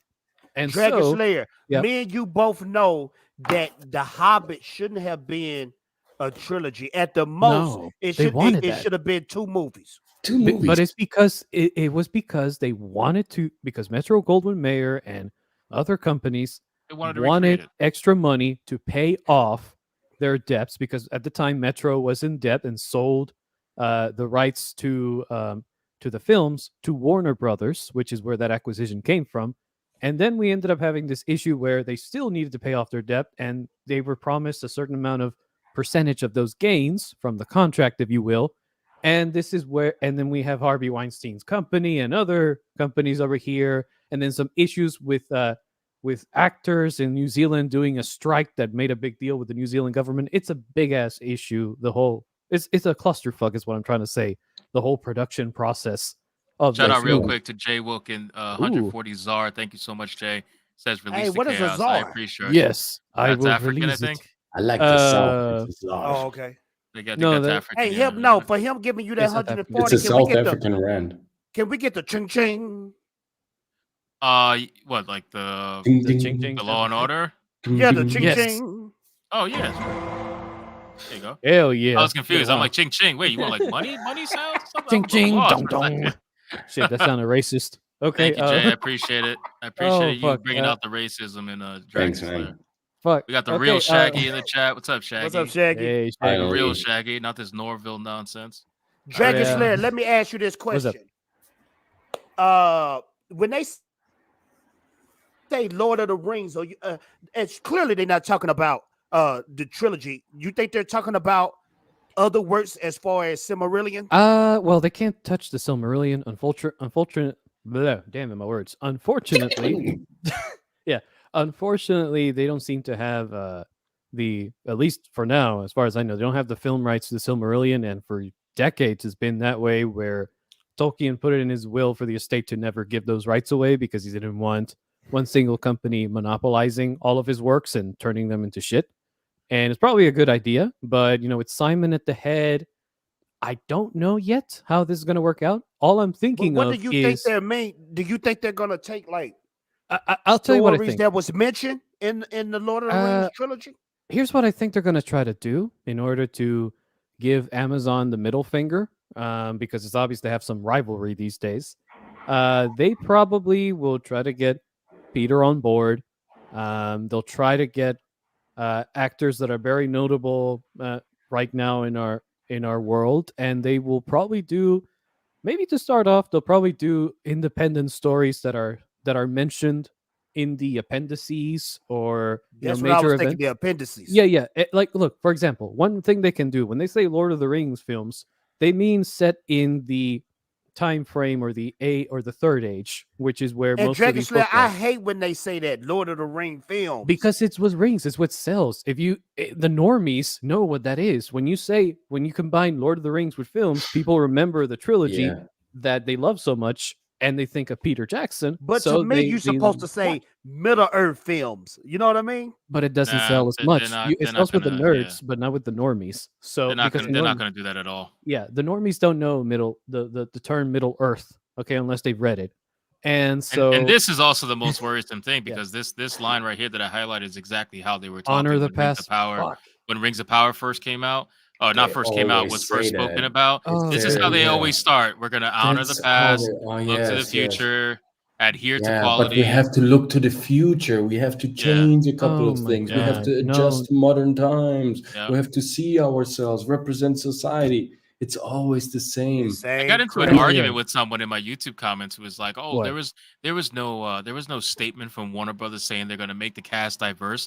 And I'm like, if you think Warner Brothers Discovery is not going to make this movie diverse, you are out of your mind. They're in Mhm. debt. You're They out of your want to mind. make money. Like let me tell you something. Not only do they want to give Amazon the middle finger because Jeff Bezos makes enemies everywhere because he's super rich, but also the fact is that Warner Brothers Discovery is still trying to pay off a huge debt that they've had for a few years under Zaslav, and so they're probably making this move because they believe that the Netflix movie that will come out, the animation movie of the story of Helm Hammerhand, they believe it'll be very successful. Like their I think it's projections gonna are. be dope. Yeah, I think it'll be Isn't good. Jackson attached to that too? Is he attached to that? I'm not sure. I don't think so, but it's like a very Okay. popular anime director. I would have to look that up to confirm that for you, Jay. But Anime and Lord of the Rings or Middle Earth films. it's a very That's a well win. known. It's That's a not win. that weird because they'll probably do it in the style of Western animation. Talking about the War of Rohirrim. War of the Rohirrim. Yeah, you're right. Rohirrim, yeah, Rohirrim. yeah, That's my basically- accent. But that dude is super woke as shit though. That director, you know that, right? Ah, who- well, guy who's- I haven't heard his name. I only know it's a Japanese. He is director. his Twitter feed is all politics, bro. You Damn. not know that? With that Bro, guy? I have not been able to like research do the news articles like you guys can, but No, I understand. I Yeah, understand. but I was I had just no idea. looking. See immediately that I've done yeah, a few videos on him. I'm telling you, bro. What his direction At first, is, I yeah. was excited. I was excited for it because it sounded cool. You know, the idea of like an anime and Lord of the Rings and shit. Yeah, I mean, But- it could be good. It could be good. not. You What's know- up, you don't Prime? know. I will say this. Since they announced it in the actual financial call for Lord of the Rings, and since they announced it and they want to go back to it, my only question would be for this. David Zaslav is not stupid, and Abney and DeLuca are not stupid as well. Now, the only reason why they're doing this is because they're not trying to relinquish the license. If they don't use the IP, they could lose it. that's it. Oh yeah, they're So- trying to hold on to that. That's Right. a good point. So Brian. they have to do something to utilize it. Now, this is the key thing that people need to they're understand losing. about it. Right. Not only that, but this is the key thing that people need to understand. Warner Brothers has the rights for theatrical. They can outsource it what they did with Amazon. The only reason why Amazon got the licenses and the licenses to use the characters is only it's just for a series. So Yeah. for theatrical, they're not going to do anything, how should I say, damning to jeopardize this franchise for them to make money. So they're hope going to so. make sure they do everything properly right. And yes, I believe Jackson is going to be heavily involved in this. They're going to go back to Tolkien's material, and they're going to utilize some stories that's within that mythos.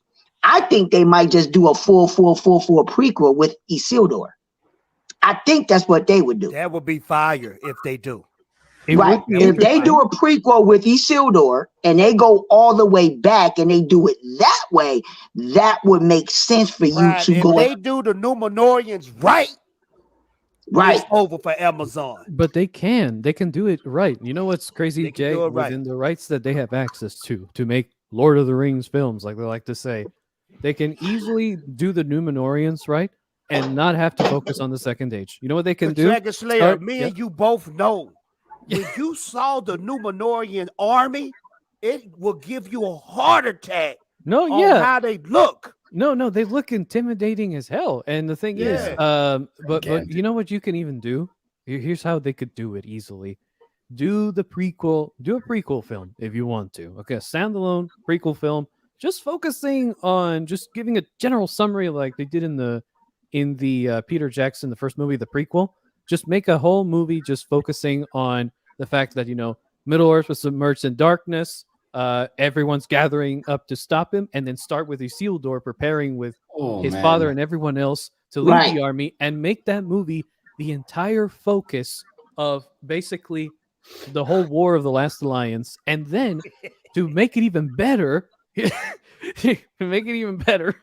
you can actually then make easily 3 or more movies or an entire TV series if they're really good and ambitious about it.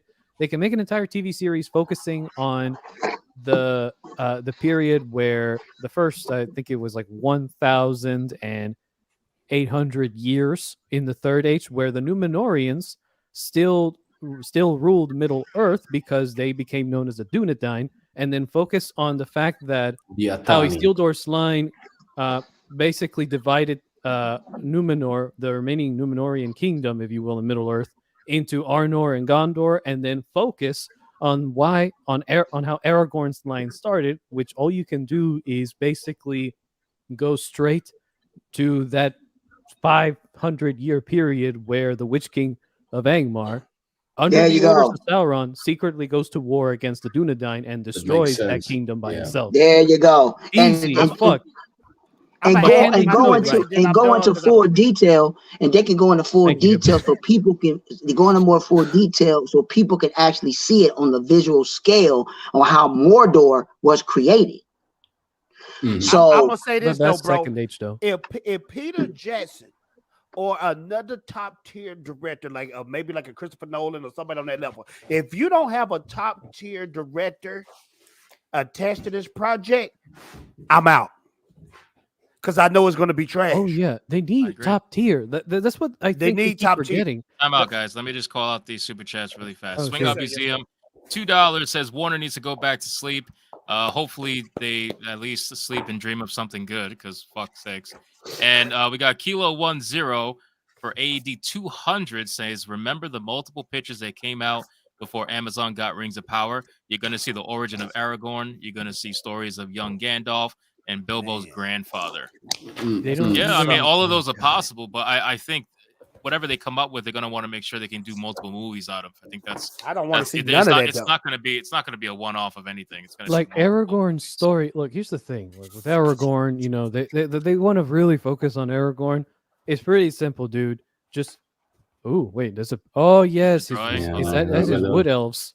Yeah, those are his wood elves. No, these are that's my. No, fine. these are, Was that? That's fine. no, these are my barbarians. My Oh, wood those are the barbarian. Oh, that's I'm right, more that's right. intimidated by those guys than what I was showing on the screen prior.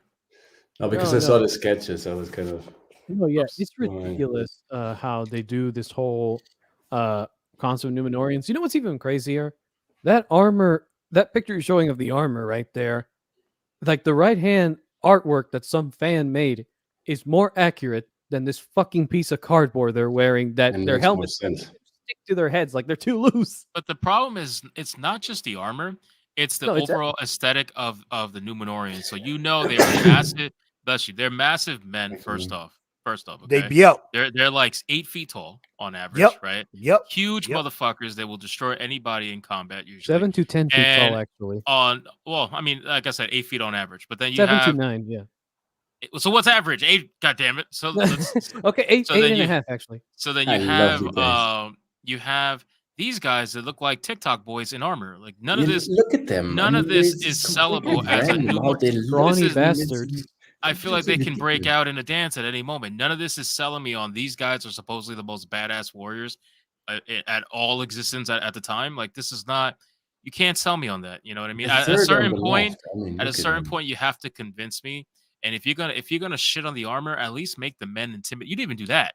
You didn't even make intimidating men, which Dude, I'm look at sure the you could remember find the a way to the fake. elf woman, she beat them all up. Remember?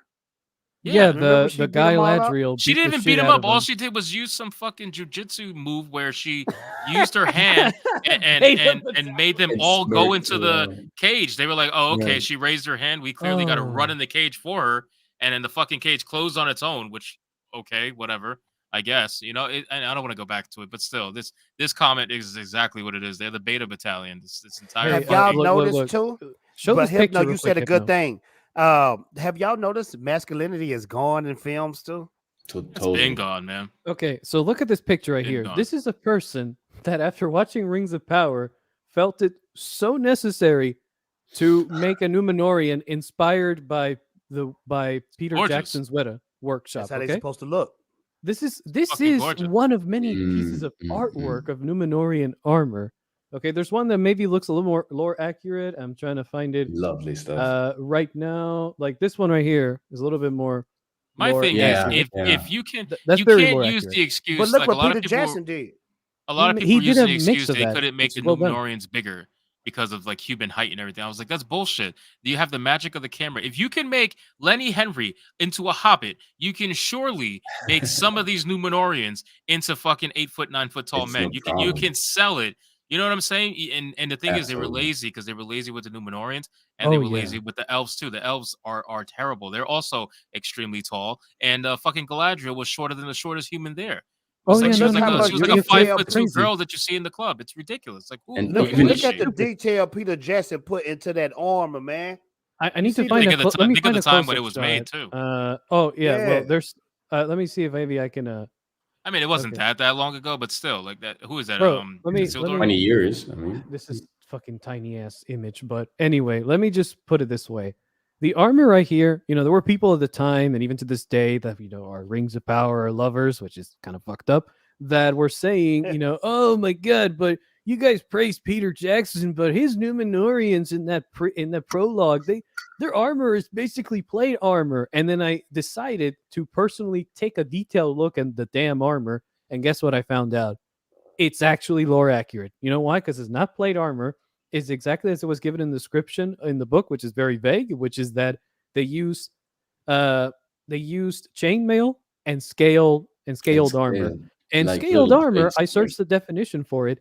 Scaled armor just means putting metal plates, putting layered metal plates one on top of the other. So the armor this man is wearing, okay, Elendil, is basically scaled shoulder pads, okay, metal scaled shoulder pads. He's wearing a scaled breastplate because you can see the layers of the metal scales, okay, and then he's wearing a long chainmail tunic below to give him extra protection, and the crown that he's wearing is actually an exact description, or as close as it can be, of a description to Right. the type of crown that Numenorian kings used to wear, and is the exact same crown that gets passed on to Aragorn. Well, a different design, but it's Yeah, a similar Aragorn had wing it on design. at the end. Huh?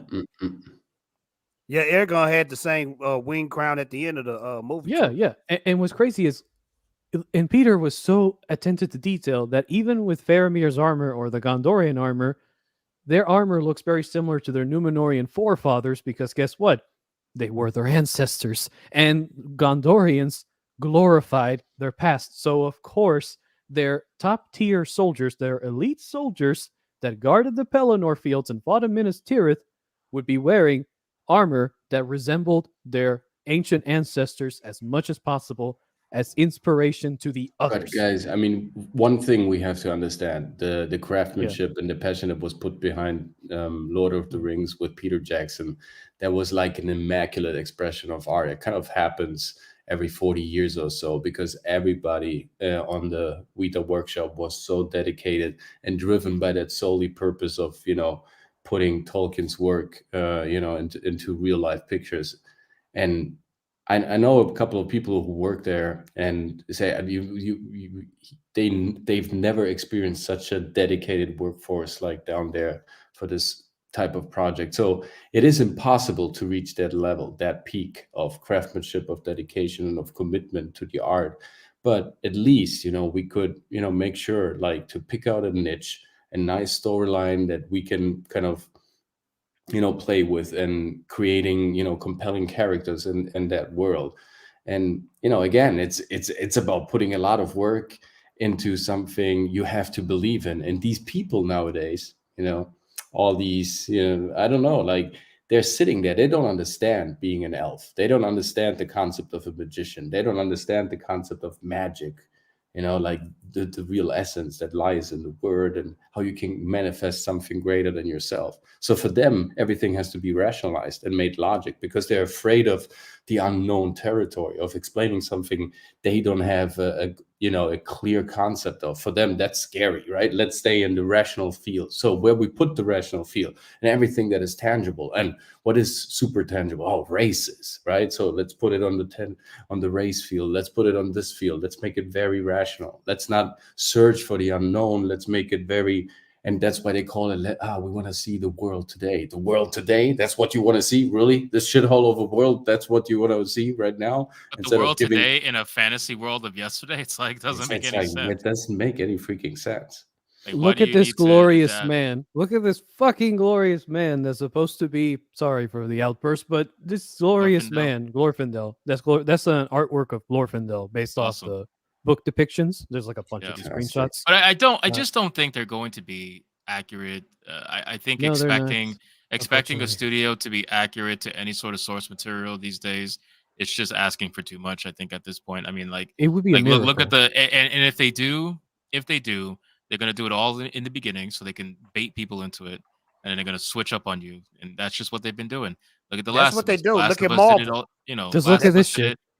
Marvel, yeah. I mean, it's not even. It's not even a fucking. Oh, God, I don't even know. Well, look what Marvel did, man. They sucked us in for 10 years, and then now they're doing what they really had in mind. Right, because they wanted to create as many Marvel stands as possible, and then once they thought they had enough, they thought they could just do whatever the fuck they want to do. They thought they can. You know what Marvel's biggest issue is right now, aside from the whole fake diversity nonsense, is that Marvel's biggest issue is that they are cost cutting like crazy to try to increase their profits, and they thought that by cost cutting a ton and saving millions, especially in their CGI department, they thought they can maintain the level of sales and the level of profits or just overall like ticket sales that they've been maintaining even before that. And that's not even going to happen. I mean, look, She-Hulk really, for me, was the first time I really saw Marvel going downhill aesthetically anyway. And it is going down. It was the first, because everything else I can kind of pass, like, all right, whatever. But She-Hulk was like, wow, like this entire character is a CGI character. You cannot cost cut on this CGI character. Like, what are you doing? I can understand, maybe you had a blurry background every now and then, and it just wasn't really that great, and you still had live action people, but the background was a little wonky. Okay, but this is a CGI character. There is no not selling it. Like it's graphically made. Like you cannot. It's like MODOK right now. You cannot cheap out on those characters. If you do, it's going to be really terribly obvious, to the point where it takes someone out of the movie or the TV show. And that's why for me, She-Hulk was really the first one, because that was like, all right, this is a CGI dedicated character, and you are obviously cost cutting to the point where it is really terribly noticeable. So that was the issue with Marvel. So they thought they had enough stands that were going to be able to supplement them, even when they did all that cost cutting, and now they're realizing like they don't really. I'm worried about Kierdan. I mean, Marvel is not going to go anywhere, because for the simple fact, and this is the thing that people have to understand. See, people that are intelligent enough to see what is being going on and what they're trying to indoctrinate, the normies and the main general audience, they don't care. They're going to get entertained. They're already engaged. They're already involved. They're already into it. Right. So Disney already knows they got the fan base that they need. So I would say on the average, if you want to get technical, Disney movies are going to make at least 700 million easily. It's not even going to be an issue. They're What you going to mean per make movie? per movie. I'm talking about I'm just talking about on the bare minimum. You They're about going to right make about though. Disney they're going to movies? make 600 to 700 million easy, regardless of the fact, because they already have the normies. They already have that audience. Yeah, that's true. That's true. You know, so it doesn't matter. They're going to be successful. So when I would say that so even with, I don't know if they will actually wake up, but I would say that MCU cannot go backwards. They can't even bring back the original characters in a multiverse, because all they're going to do, they're going to set stuff back. And then you're going to get those people, well, why'd y'all kill them off in the first dang place if y'all going to bring them back? Then they're going to have that discussion. Prime, So- you're exactly right, bro. When you say because, Disney, you mean Marvel or Disney? in No, general? I mean, Disney's still going to have some influence. I understand MCU is its own division. They got their own department. But you got to remember, they're using Disney's money. So they still have to answer to Disney to an extent, because Disney still owns a lot of the properties and the licenses to those Right. characters. I was just stuck on a 700 million thing, because if we're talking No, broad Disney, like broad Disney. No, is not broad probably Disney. I'm just talking about anywhere close to MCU. that. I'm just talking Yeah, about MCU. Yeah, all right. They're on the minimum, on the bare minimum. They're going to average per movie 600 million to 700 million easy, Yeah, and but that's look at Thor without Love- China.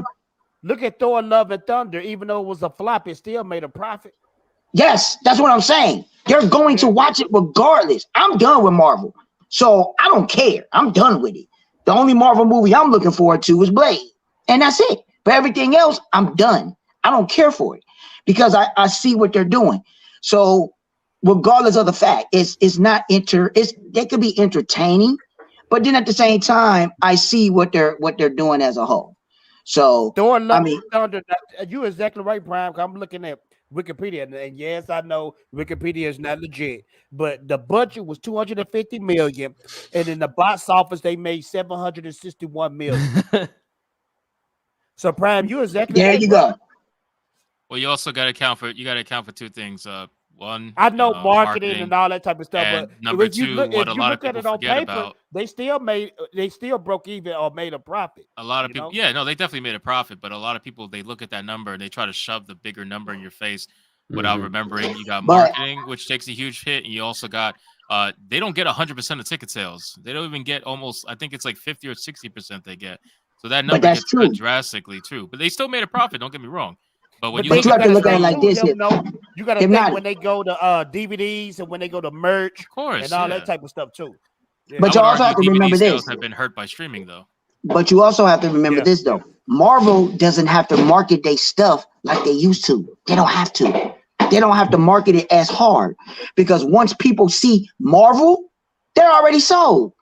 Yeah, that's So true. that's what I'm saying. Once they already know that a trailer or something coming out, they don't have to go like 1,000 times hard to market those films. Now, when it came down to the Prime- Ant-Man Quantum Realm, now as of the Quantum Realm, the reason why they're doing it, because they see their profits a little bit declining. So they gotta push that film. Now we will see exactly how much money is going to obtain on his box office run. But again, like I said, it's going to get 600 to 700 million easy. Now, if it gets to 8 or 9, it's going to be the simple fact, because people are going to watch it. It don't matter how bad you badmouth the film. The normies and the general audience are already engaged. It don't matter what you put out. You could put 2 bumblebees and it got Marvel on it. They gonna watch it. Prime, you're exactly right, because I mean, you're think right. about this. As YouTubers, YouTube actually made us smart when it comes to movies. We know about the directors, we know about the writers, we know about the box office, we know about this and about that. But the average moviegoer is just concerned about, oh, that's a good movie. Oh, that was a bad movie. Well, I'm gonna still go see the other one. You know, that's their mind frame. You know. I'm looking at the that's numbers right now on Box Office Mojo. Ant-Man's doing pretty bad. Yeah, Oh, it got a shit. huge drop. I mean, But I bet it think still that- break even though. It's gonna still But, break even. you know, I mean, Wait, this are we talking about discussion Marvel about now? break even, I mean, Fatal, you know exactly that the marketing is not included in the production cost. So you have 250 million watt to shoot that movie. And then you probably have another, I don't know, 150, 170. Think about the Super Bowl spot that costed a lot of money. So they put maybe 150 additional millions on top of that. So 400 millions is Well, basically coach, what this. I'm not defending because I want it to fail. Because if it fails, No, I'm guess what just that means? yeah. Maybe they will So come It's out with true. better. well, You know what what I is mean? absolutely no. I'm just I asking hope so. myself, like, or just throwing the question out there. What is break even for these guys? Because if you spend 400 and something million dollars to make a movie, like, making 570 or 600 million is okay-ish. But Oh, hey, I'm not- think about the workforce, think about the time, the energy, the employment. Can you channel that money and canalize that a bit smarter than just making 600 out of it? I guess on the long run, the CEOs that will run this company, I'm not sure if they're going to continue down on this path. At a certain point, I think they will stop. It's going to be too late because they've lost all their dignity. And like, look at Amazon with Picard. Right now, Picard is producing a couple of decent episodes, and we're kind of swinging back and looking at this. But I will never go back to Picard. They ruined this franchise into the ground, and then now finally they're coming up with a couple of decent episodes just to kind of Coach. have to. And coach, that breaks my heart because when it comes to Star Trek, now I'm a black kid from the hood, but when I watch Star Trek, that show opened up my mind to Of make me course, really man, it just was think about fantastic. situations. Like Right. if you want to know And the secret of right. life, Star Right. Trek shows Yes. you. And Like why? Because they talked about deep moral issues. No, but he's right. They talked about. coach, Whoa. not only that, I'm talking about all aspects of life of being successful. Like let's Mhm. just say, for instance, you want to learn how to make money.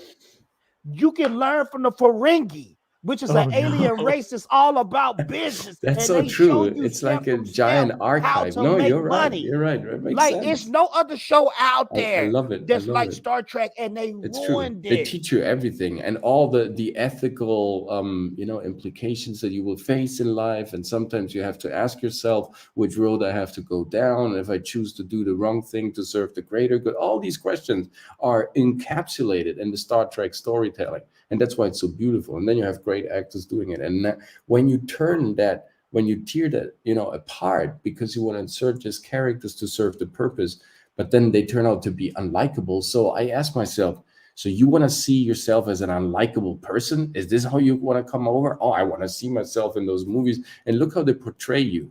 You are even more of a stereotype, and you still are preaching to the white prince.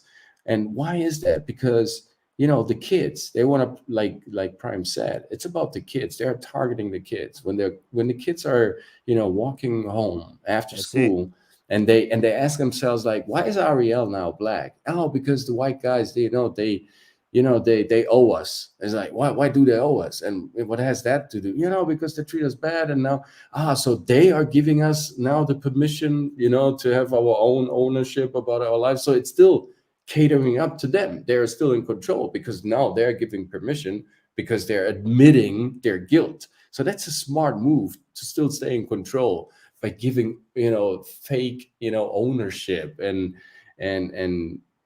some free space to a minority that beforehand you were just using all the time. That's quite smart, right? Well, And they, so they you found have a way to use them without actually saying that they're using them. exactly. Yeah. And so the kids are starting to have this conversation on who owns something, right? And in the end, it still comes back to the principle that somebody gave them the permission to have now a black actress to star as a white character. And they kind of now they have their rights back. And who gave them those rights, right? They're still not in control. Right.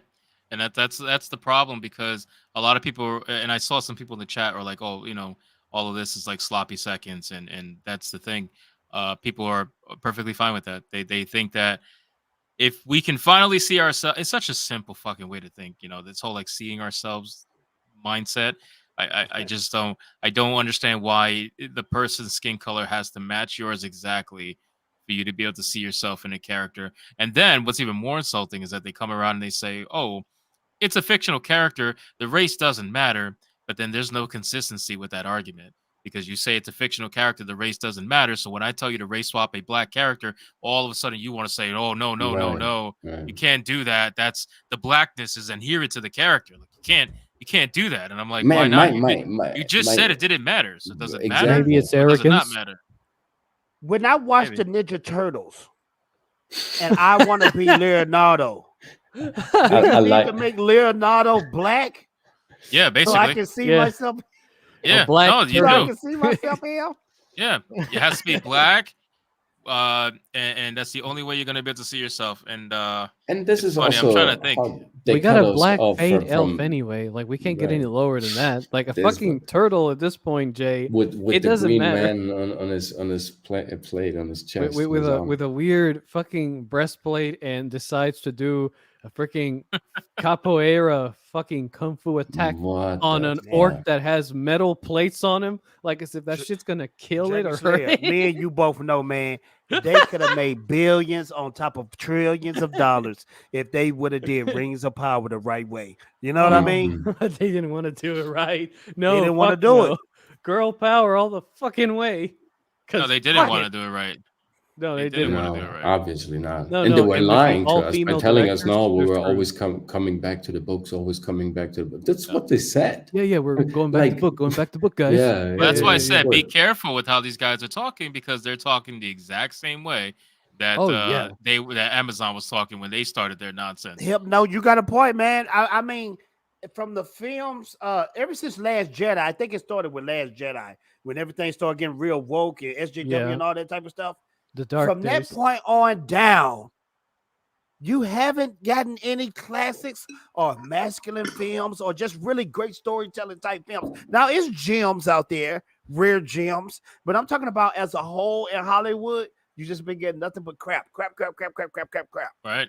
Oh yeah, Right. yeah. I You're know, right. I know. And With Marvel, it started with Captain Marvel.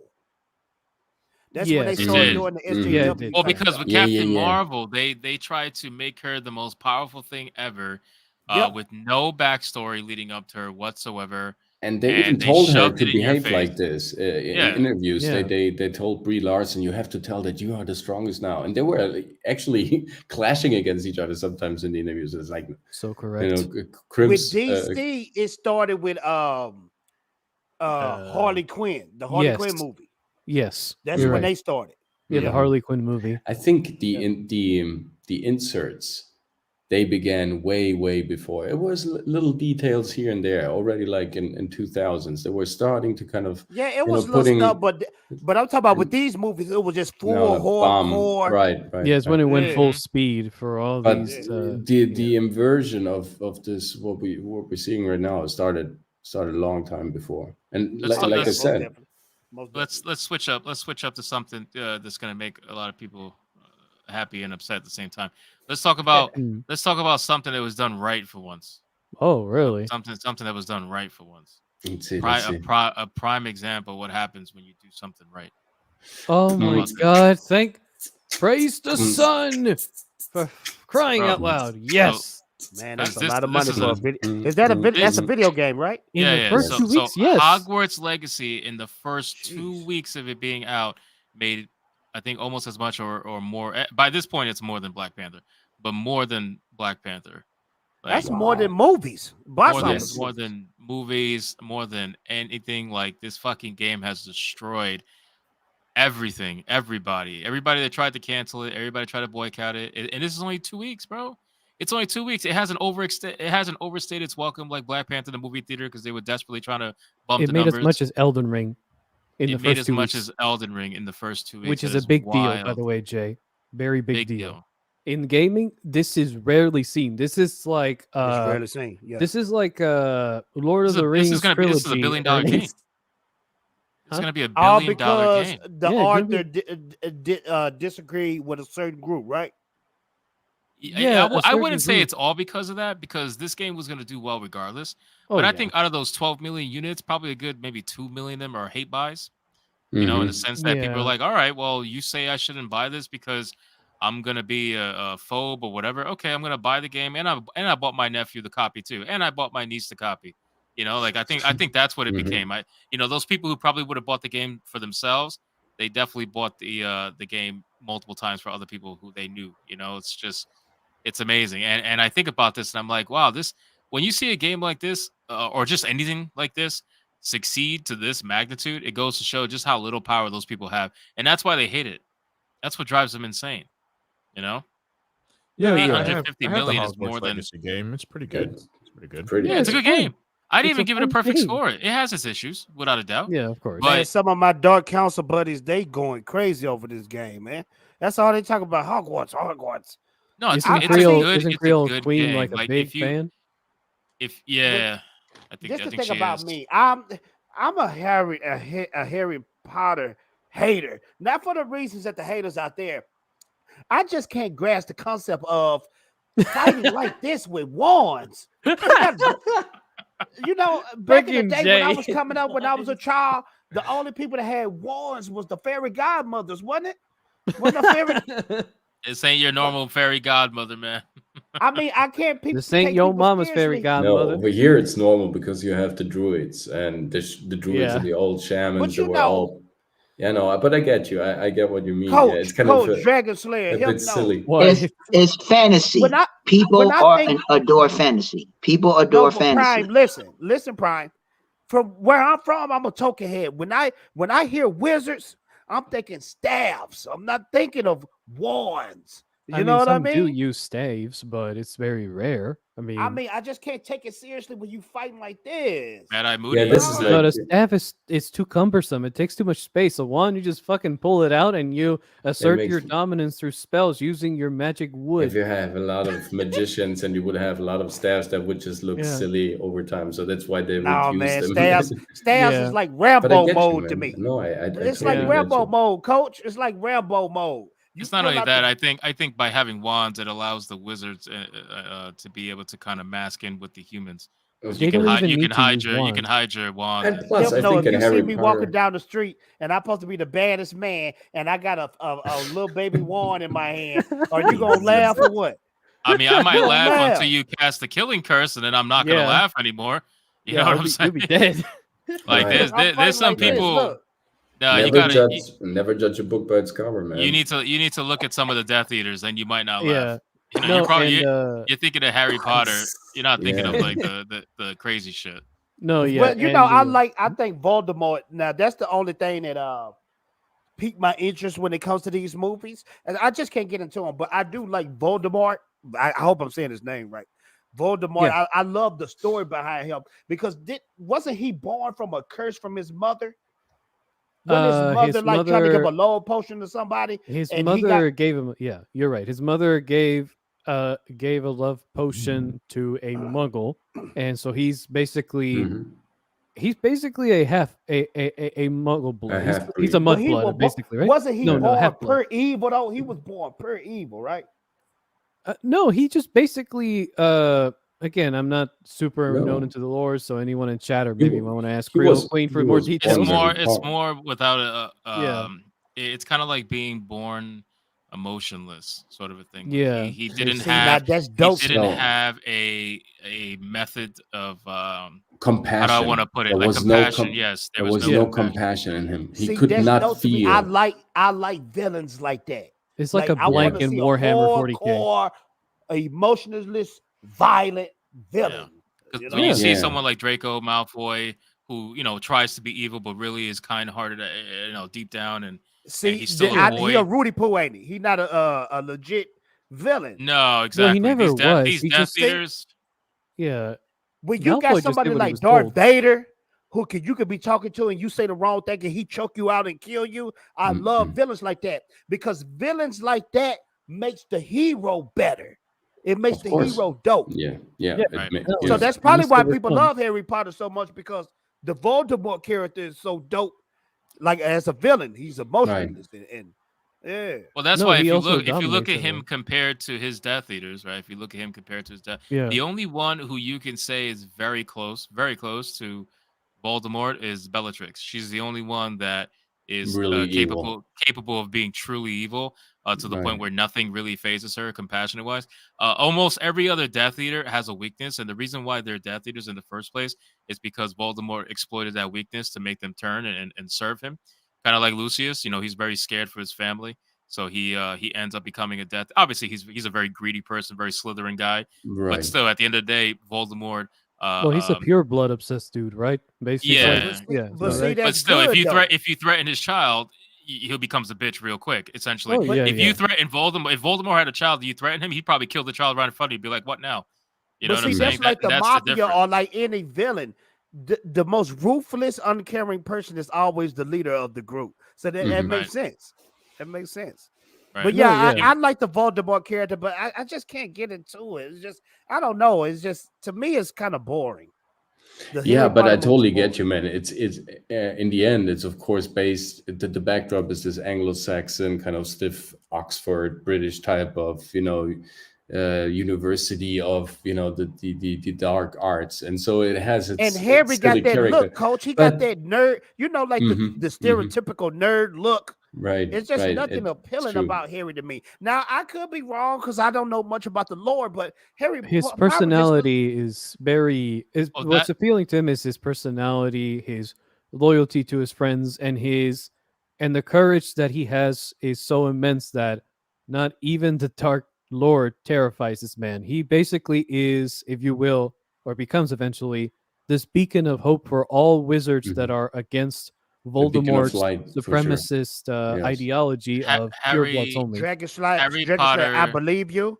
I Yeah. believe you. But the thing about Harry Potter to me, he looks like a freaking geek. He's Like I mean, supposed that's to. the point, though. He's It's supposed to supposed when to. you look be. at He Luke is Skywalker, a normal. Yeah. He's a He's supposed to normal be that. boy. That's the whole Yeah. point. He's supposed to be the most like like Most he's supposed to be just an common, ordinary right. fucking common boy that his entire life changed because And again, Voldemort decided to try to get ahead of a prophecy and ended up fulfilling it at the end of the day. no, That's Yeah. I essentially what understand it is. everything this you And is he is said, a and he might powerful be the wizard most by courageous himself. hero of all time, but he He's looks not like courageous. a geek. See, this is the thing about it. Luke Skywalker got that badass look. Han Solo, badass look. And even they started off, Luke started off as a little farm boy, but he still has the look. When it Mm. comes to Harry Potter, he just looked like a pipsqueak. He looked like a geek to me. It's Well, nothing wizards really. are not supposed to look intimidating, like at least like the Yeah, but good give the wizards man look. some steroids or something that's appealing. Bro, Make bro, I fire mean, like, the come out. guy is in high school. I mean, it's supposed to be a high school. I mean, have you seen Red, Daniel I Radcliffe? understand Dude, that, but jacked. make flames come out of his mouth, shoot rays out of his eyes or something. He look Bro, like he just a want a geek. fucking anime He protagonist. wants an to anime. swing Yeah, around wands. he wants Dragon Ball Z. I don't He want wants no little Goku geek in dude Harry I Potter's know costume. I went to school with. I don't want that in my story.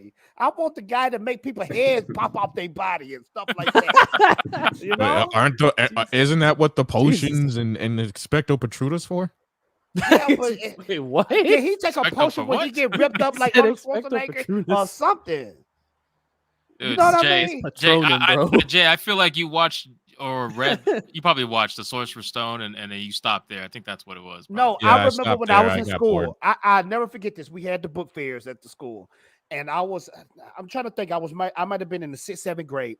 Oh, everybody going crazy. Oh, Harry Potter, the Harry Potter book. This is when it first came out, and I looked at the book cover. Like, what the freak is this? A little boy, a little geek on a broom. What? This is what everybody going crazy about. Oh God. And Oh. I got a lot of Harry If Potter you people put it gunning like for my this. neck on my channel, but I just don't understand it. I just don't. No, understand. that's transfer.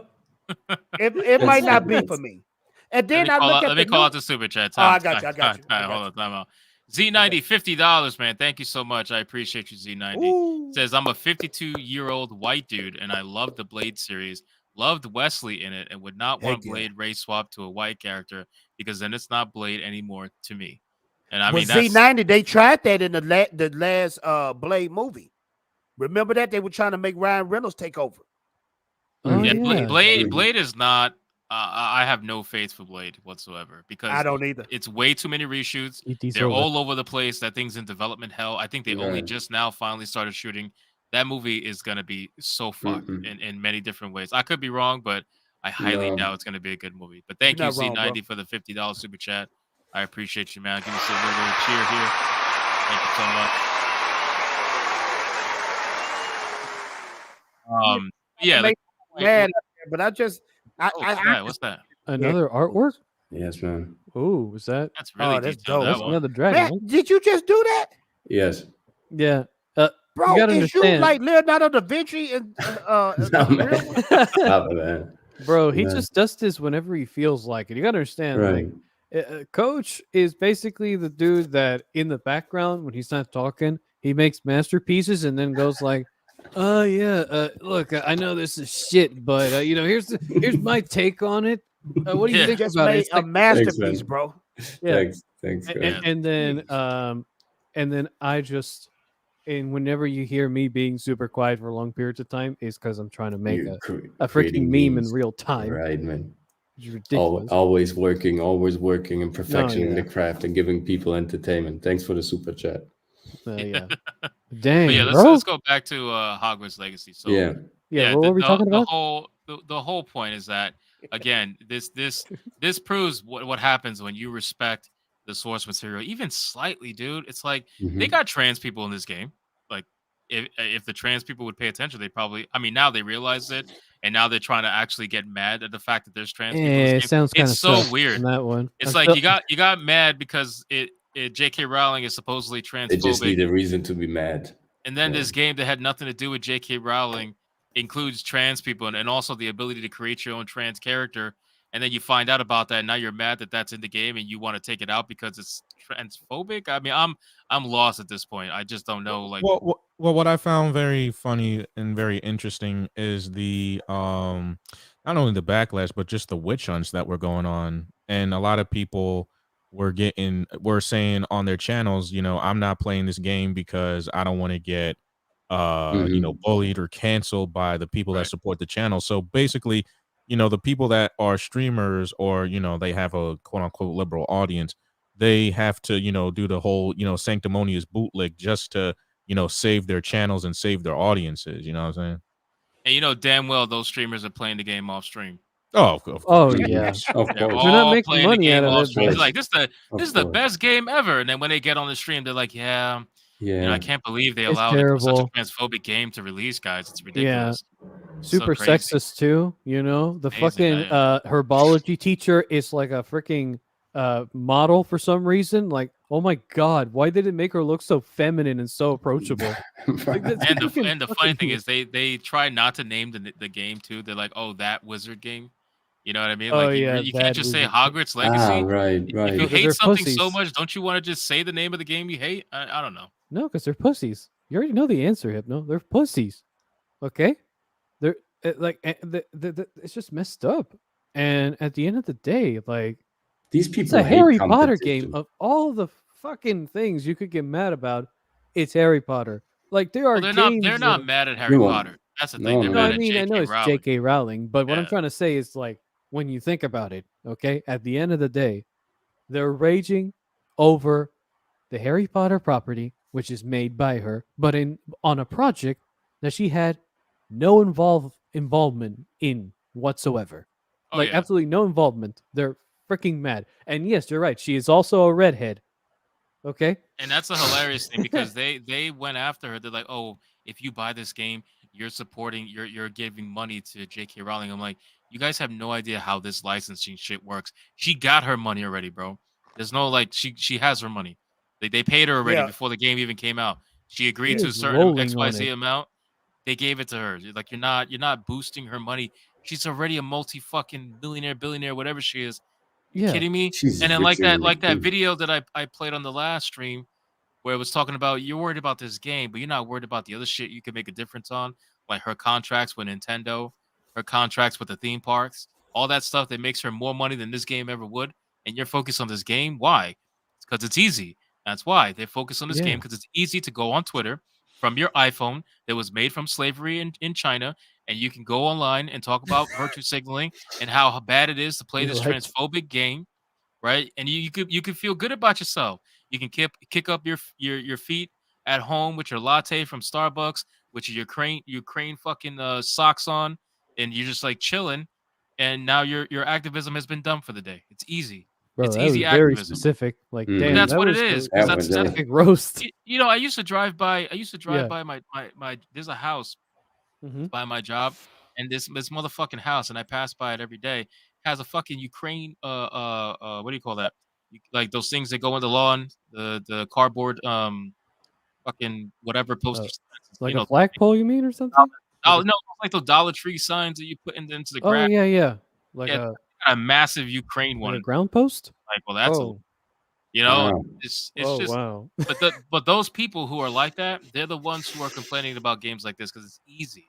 There's no effort to this. There's no effort to go on Twitter and say this is the worst fucking game ever. You're transphobic. If you buy it, don't talk to me. And they got like 5 followers. Like, who's talking to you anyway?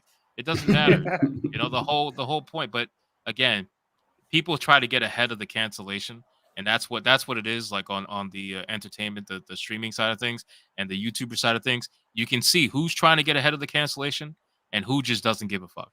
So if you Oh, have yeah. streamers who are like, "Oh, I'm not going to stream that Wizard game because it's transphobic and it will hurt the people who I genuinely care about with all my heart," and we're gonna play other games that are recommended by people who you know, want to support trans rights and stuff.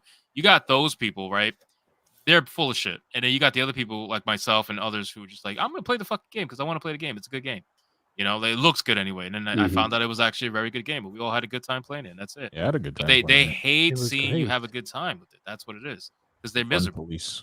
The fun police. Hip, no, real quick, I'm gonna blow your mind. Okay, what's the name of the actor that played Harry Potter? Daniel Radcliffe. Daniel Radcliffe. I could see him playing Wolverine in the future.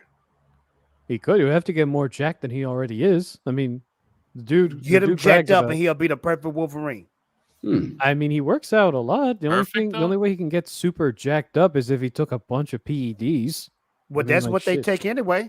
You think Yeah. the Oh, actor yeah, that played obviously. Thor is not jacked off Of off some course. juice? They're all Yeah, jacked off. I mean, jacked up on juice. Okay. Yeah, of course they they on are. juice.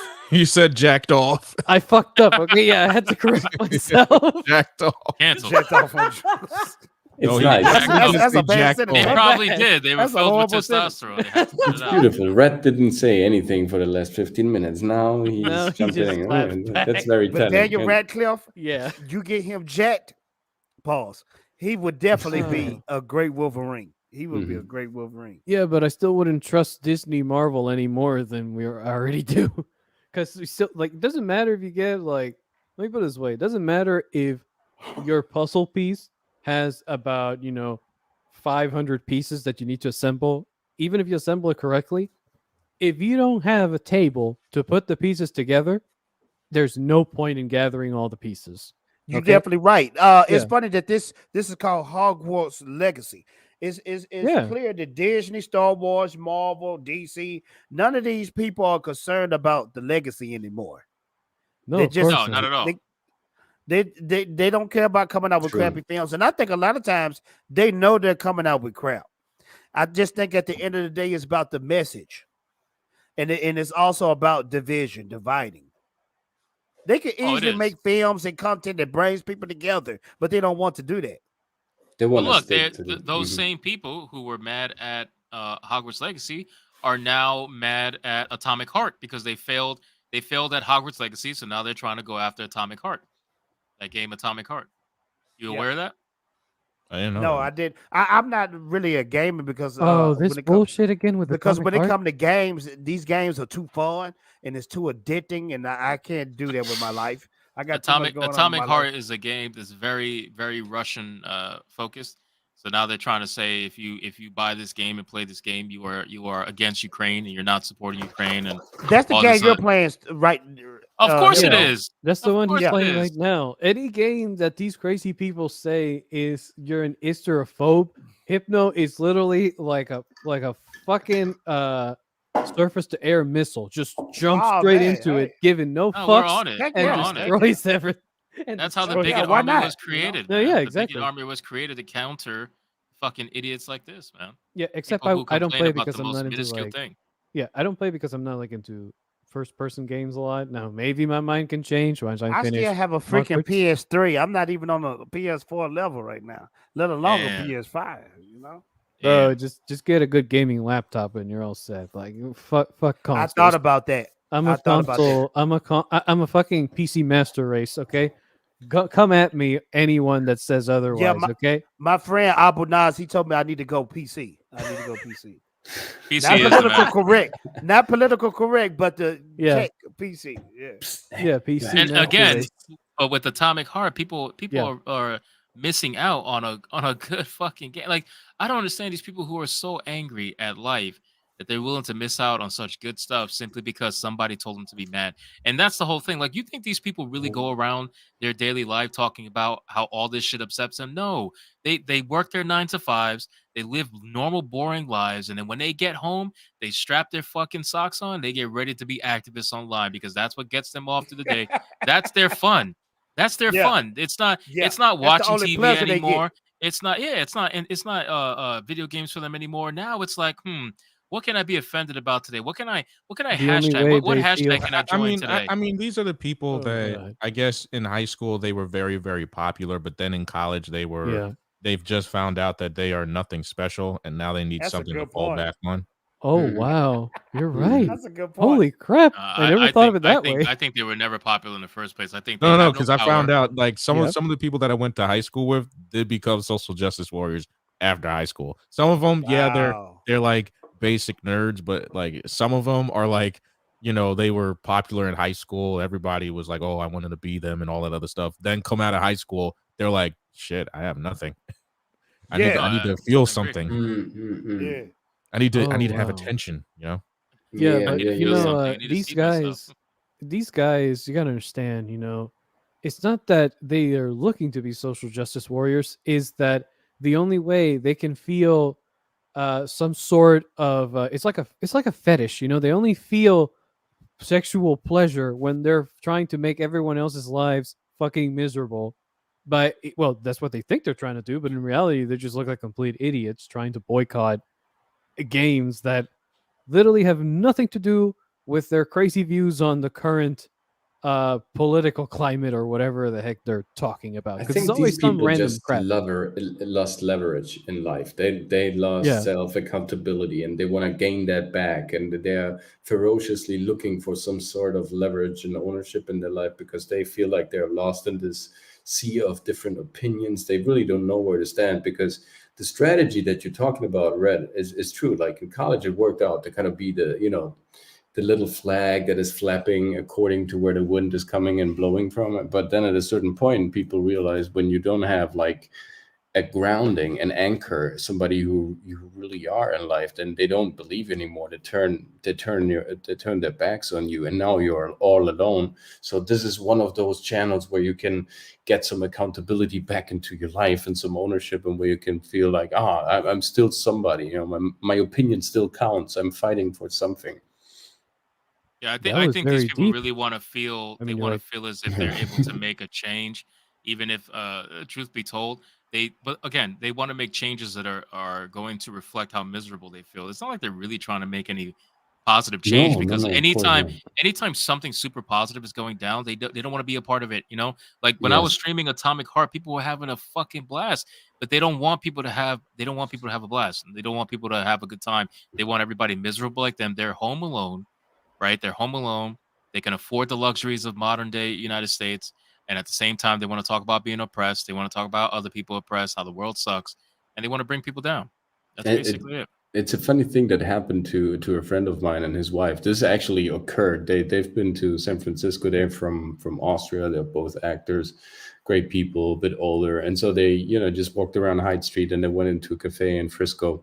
And all of a sudden, this girl popped up and she was like an activist in this cafe place. And she told him like, "Hey, what are you doing for the world? And how are you? I mean, look at you. You're drinking this very expensive drink. You look like a tourist. You're spending your money here, but what are you doing for the world?" And she goes and is like, "Well, actually, I've been in Uganda a couple of times helping to create like centers for fragile communities and help them out, with basic sanitation and hospital care and all that. And I've been collecting funds for over 10 years for that." And the girl goes mute. And then she just walks off, right? She just walks off. This Yeah, actually 'cause she's going to her next person that she can find and yeah, say, "Well, because she what are had you doing?" no leverage, right? Because instead of saying, "Oh, this is great, and can I be a part of this? Can I participate? Can I help you guys?" No, she was just, "Oh, all right. There's not somebody I can lecture. There is no accountability here for me, so I'm useless. So I go to the next one and preach." Right. They want to be high on the moral compass, and it's Right. not. You can't. It, like I said, there's no satisfying them. So, like you said, if your friend just completely destroyed her with all facts, then what are they going to do? They're going to go to the next person until they find somebody who Hmm. they could be morally superior to, and then all bets are off. They're just gonna talk about how terrible that person is, how they should be doing more. But it's like, what are you doing? You know what I mean? Like, what are you No, doing? yeah. Do you guys get this reference, by the way? Them saying they wish they had a sexually active fridge. I have no idea. Bro, That's I am sorry. An atomic, I want one too. That's an Atomic Heart reference. I'll show you guys the clip. I have it. My God. Because it's fucking hilarious. This is most of the people in chat today. They know what's up because look at the fucking chat, bro. The chat was going off during the stream because it was so funny. Chat so turns much fun. very sexual the second one of us mentions something dirty. Like No, they but don't give. this was a truly shocking moment because when this is Atomic Heart, the game that they want to cancel, right? The game that they're so mad at. This fridge this moment was hilarious because nobody told me this was gonna happen. So I just walked into this thinking something totally different, and watch this. The weirdos. Oh. I can't get enough jumps. Let's fly you to the bed, baby. What is going on? What the? Need to fight back, sugar. You're gonna love this. Jesus Christ. It's a sex fridge. Okay, so what's so crazy? So what's so bad about that? I don't see nothing wrong Yeah, with it. you are so rough, bro. Rebellious dominant men really turn me on. It's it's a fucking sexually active What a fridge. brute!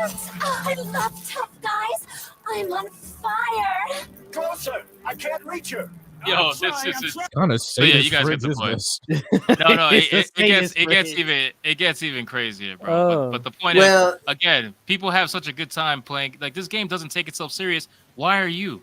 Why are people on Twitter so fucking Gives mad? a Bioshock at a game? vibe. That's you know? because that's the reason why that is because we live in this this sensitive society, and that's the problem with people. They're sensitive. They're not open-minded. They take everything as an offense. So that's a personal problem. If you take everything as an offense, get over it. If you're a man, grow some balls. If you're a woman, get some titties. It's just simple as that. Okay, I love it. it's I love called it. entertainment. That's a great Put like concept. this. Put like this. I'll say this. I'm Generation X, and Oh I'm goodness. old school. All right. So with pretty many of us, the way that we have, how should I say? Well, I would say my generation and some of the That's true. millennials, the way they raise their children, they raise them to be bitches. So my thing is that that's their problem. They crying and whining over nothing. Now, this the thing. It's like it's all about feelings and about facts and about statistics and stuff that is actually in your face. It's about what you feel. Feelings are temporary. Don't nobody give a damn about your feelings. Look at the entertainment for what it's worth, and then you roll with it. If you like it, you like it. If you don't, you don't. Okay? Get your bitch ass out of here like- with your Right. feelings. For every person that I'm don't still like stuck on something, the titties 10 thing. right? For every Yeah. person that don't like something, 10,000 more people gonna like it more than just that one person. That's It's gonna true. be 10 times more or whatever. You're just a regular person. Now, if it just gets that bad where it just offends people, okay, so be it. But that don't mean you knock down a person that has an artistic vision and that's what they want to do. All right. Yeah. Just like Michael Jordan say, if you don't like what I got to say, well, you shouldn't be following me then. Go follow somebody that relates to you. What Right, did if you Michael can't- Jordan say that one time? He was like, he said something about Winning. so and so people buy sneakers too, some shit like that. What was he? No, he was like, if you, I know you talking about. right. Wait, what? It's like for instance, like Michael Jordan say, it's like if you don't care about winning or the way that it was supposed to be done, the way that I did it, that's you. But I'm probably the wrong person that you need to be following if you don't like that. That's your decision. But my resume and what I've done speaks for itself. So if you don't like it, go somewhere else. That is your prerogative. You got the free choice to do what you want. I don't believe in cancel culture. I don't believe in all that dang stuff. If I don't like it, I go somewhere else. Right. There's going to be a ton of people that's going to relate to what it is that I like, and vice versa. You know, Exactly. it is what it Exactly. is. Let me You call know, out the so- super chat real quick. Hold on, because they're leaving the stream. KBG, $50 super chat. Thank you so much. That's a great stream. Have to call it a night. Hill Hypnotic Toads, much love. Thank you so much, KBG. We got that money. everybody. The comment I was talking about was when he apparently was questioned why he sells shoes to racists, because somebody was like calling a Republican racist, and Jordan was like, "Well, Republicans buy sneakers too." Oh yeah, And yeah. Well, Michael and that was the Jordan is most funny 'cause base comment. Michael But it Jordan is wasn't no hilarious because racist there was some comment, little it's a fact, boys. though. It was some little boys asking Michael Jordan, can they take a picture with him? He said, "F them kids, man." Really? Again, he don't give a fuck. Yeah, it's a It's really video the out truth, there of though, him because- doing Yeah. that. Yeah, But yeah. a lot of but you gotta remember, people That's believe outrageous, that man. they are entitled for everything. You ain't entitled to shit. That is the problem with society. Everybody thinks they entitled. You're not. Oh yeah, no, you're not. You're not entitled to anything. Now, that makes you, if you believe that you are entitled, and then you have a point to that entitlement, show me your resume that makes you entitled. Show me your resume that makes you entitled. If And you that's did the why- work and you got the background on something, sure, because you've been in the field and you've done your work.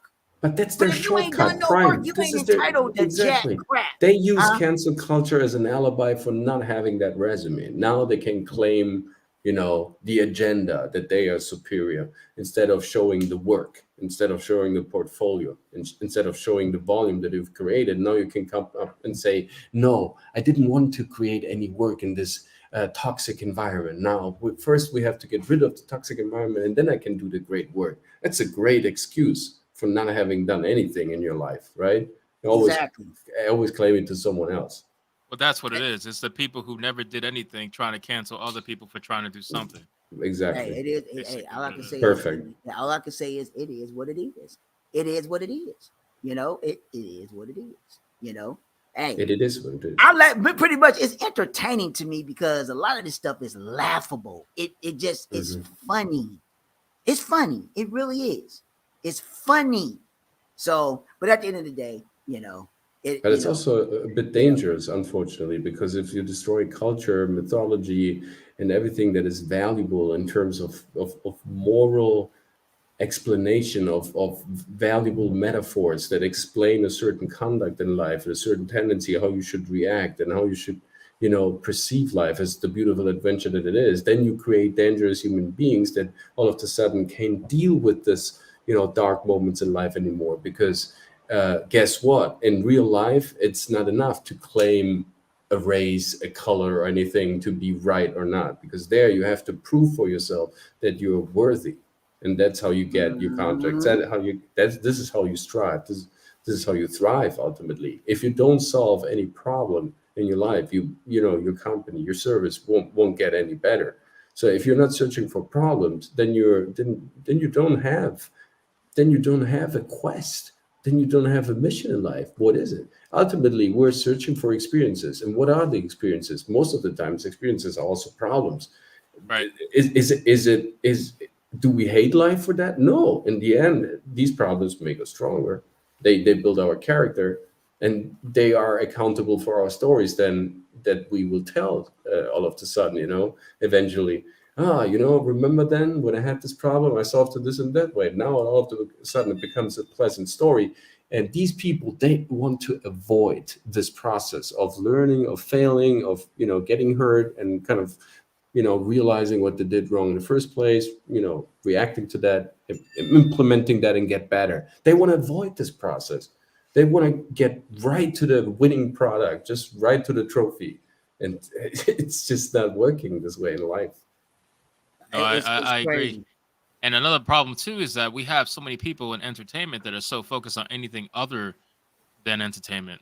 Like they're in a certain sector and they'll talk about anything other than that sector that they're in, right? Why? So like you have directors. If you look at directors, showrunners, whatever, their entire fucking Twitter feed is nothing but politics. Right. It's like why are you talking about politics? Like you are not in the political space. What the fuck's wrong with you? I'll give you an example, actually. Hold on. So, all these show media websites that I make videos of all the time and I make fun of. I mean, they're just so easy to make fun of. But look at CBR.com.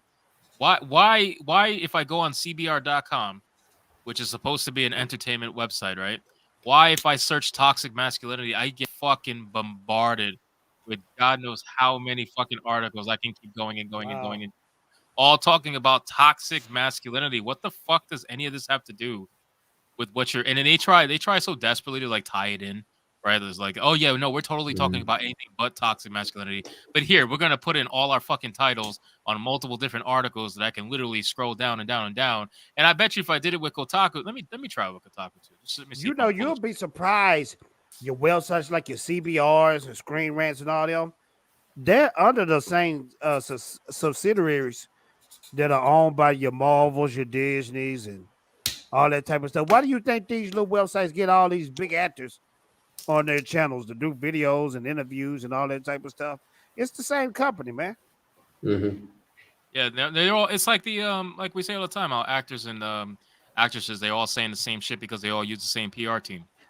You know, like they're all trained to say literally the same thing. That's why when we were talking about Bailey and what she was saying about, oh yeah, I expected the racism and how it was very similar to Reva from Disney, is because it's all Disney. They're all trained to be the same fucking thing. They say the same That's why shit. when you watch these certain YouTube channels, they just blow up overnight and get real big. A lot of these are owned by these companies. Like I don't know if you guys familiar with Grace Randolph. I don't know if anybody fans of Grace Randolph, but I used to always wonder how she get these scoops and all these. And I mean, her scoops be on point.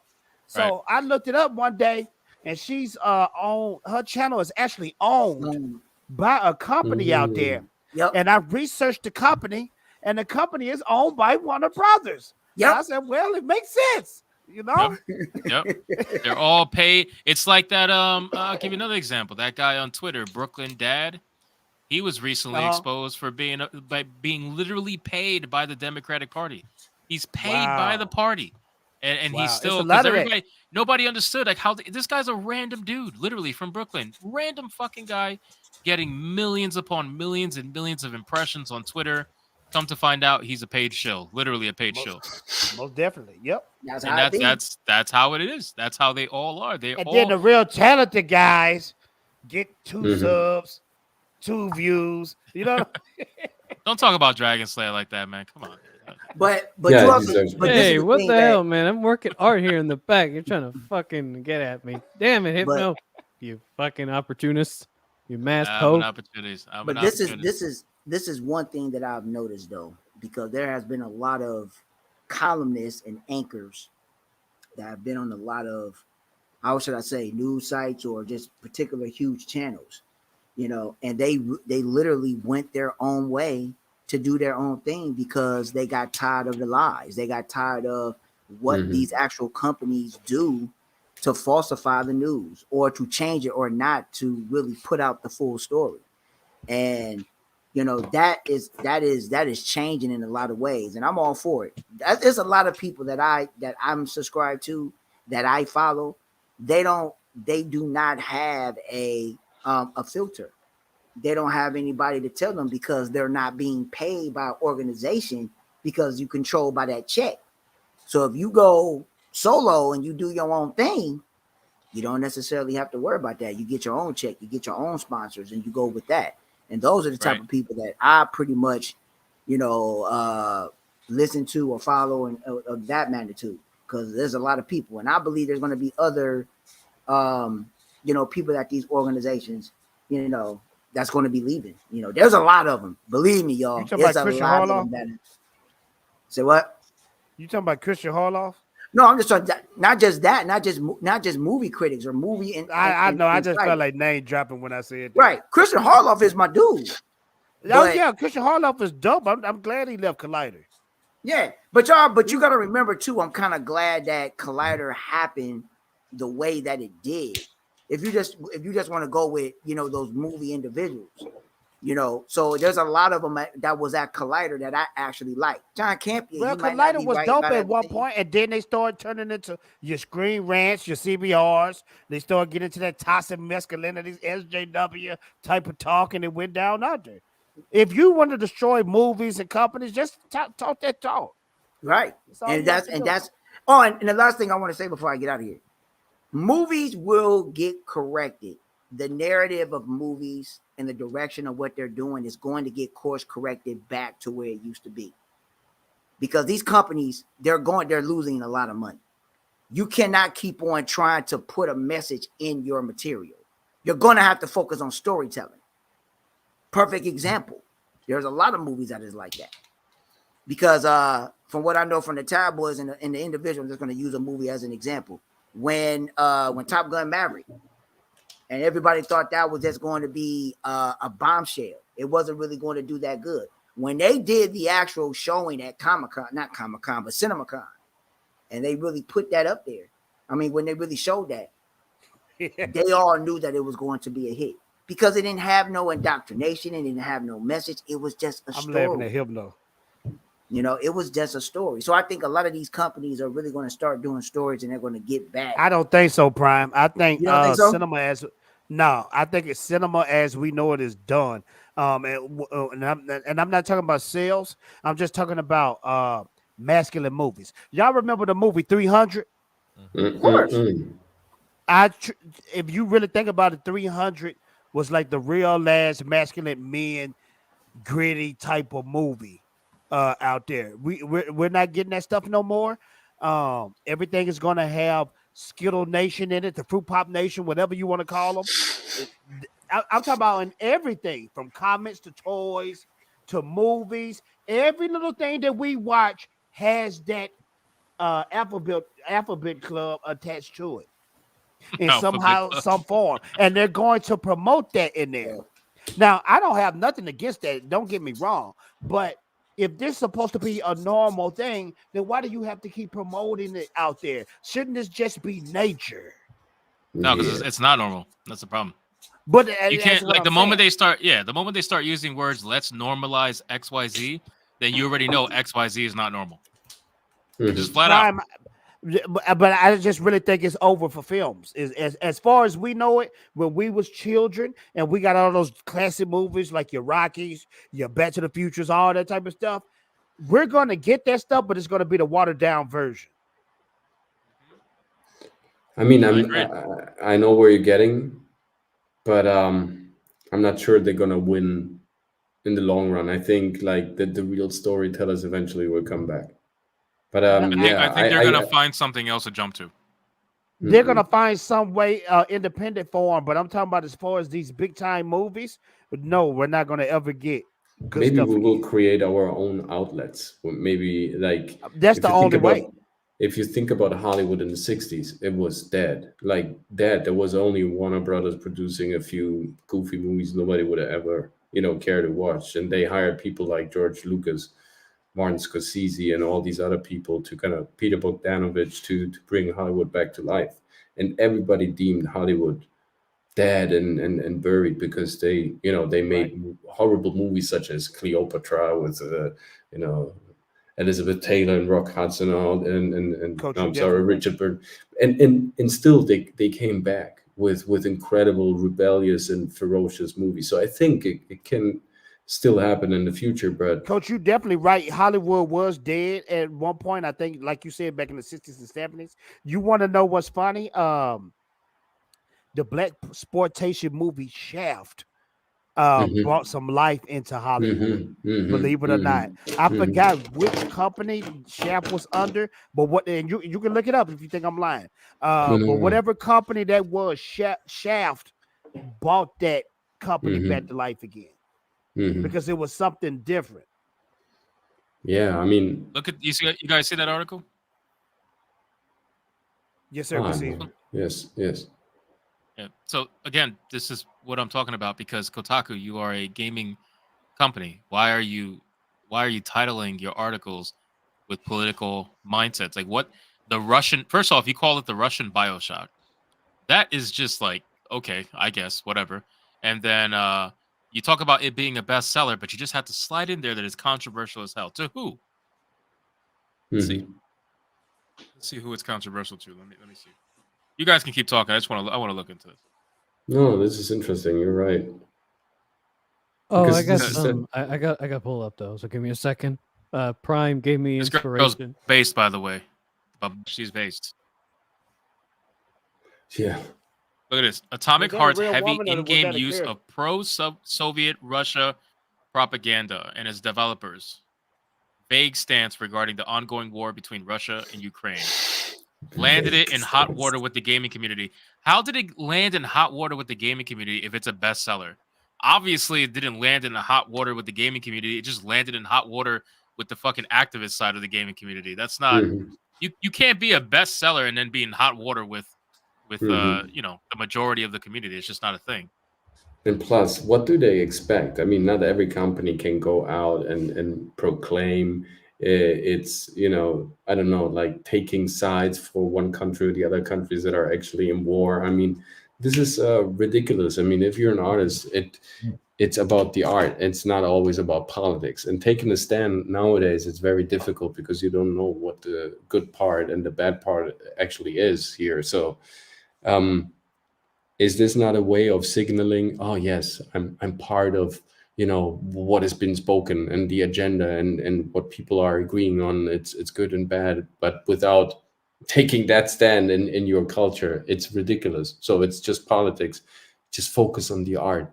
If you have great Babushka wants to ban Atomic Heart, my friend. Babushka is getting tired of the Russians just dropping a bunch of stupid bombs. Babushka And the really hilarious thing, the hilarious thing about this is that they are talking about, oh, it's a pro-Soviet Russian game, okay, but you're perfectly fine if they do anti-Soviet Russia sexually games. active fridges are That's pro-Russian perfectly now? that's perfectly fine. It's not a problem.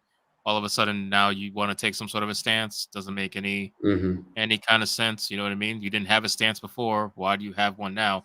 And it's because it's convenient to have one now. You know, they're trying to tie this Russian-based game to what's going on in the real world. It's a fucking game, bro. Oh yeah. And let me show this real quick, man, because you know, I think this is really like, let's hear. I'm still stuck on the grilled titties thing. Black and white, clear as crystal. You get nothing. You lose. Good day, sir. Sensational. Wow. When Prime goes Super Saiyan, I love the title. That's good. Yeah. It's a great title. Again, it's kind of rushed. You know, I just had to capitalize on it. It was beautiful, man. Thank you. Yeah, I mean, everything except the overly enlarged image. Oh God, always. I didn't plan on streaming Atomic Heart tonight, but I think I might. Because now I want to play it. Because I hate seeing these fucking articles. But let me bring up the article again. I just hate seeing this shit because it's like you're not the gaming community. You're trying to talk like you are. You gave up Kotaku, CBR, all these guys. They gave up their communities a long time ago. None of them are what they say they are for. They're just literally fucking political organizations that are trying to invade certain sectors to push whatever they want to do. I gotta get going. It was nice. It was nice seeing you guys. Nice seeing you, man. Do your outro, sir. All right, guys. Check me out. Red Sings the Blues. You can find me on my YouTube channel. You can also find me on Instagram at SingsRedBlue. Peace out, guys. I got some content coming out. I got to make some more content. I got to get some sleep. Yes, sir. I know that feeling. Yes, sir. Peace. But yeah, it's crazy, man. Like they're not. Kotaku's not a fucking gaming website anymore. They're just not. You know, they're not. They haven't been forever. And honestly, that's what I'm saying. None of this stuff is the same. It's not the same anymore. No, yeah, they're like it's watered down crap. Oh no, it is. Kotaku basically at a certain point, like if I could use comparisons, it used to be an Atlantis of gaming news, but then it got sunk down, and then all we got is just a shit show of today. Like, thank you, Dragon. Yeah, right. You're a poet. The way he said, he's like, "Thank you, Dragon. You're such a poet." He is such a poet. Man. Thank you, bro. Like seriously, sir. Kotaku is just, man. I don't even remember. I don't even remember. Like to give you an idea, Jay, I don't even remember how long it's been since Kotaku used to be a genuine gaming journalism website. Like that's how long they've just decided. Well, their biggest complaint too is that they don't want to fund Russia because some money has goes to Russia. I'm it's a game. I almost guarantee there's shit that you buy every day that funds Russia some way somehow. Saying stupid shit like that. Oh yeah, it's stupid. Yeah, like it's like the same people who complain about slavery, but then they have iPhones and stuff, or they have Nike gear. It's like, how do you think this stuff is made, bro?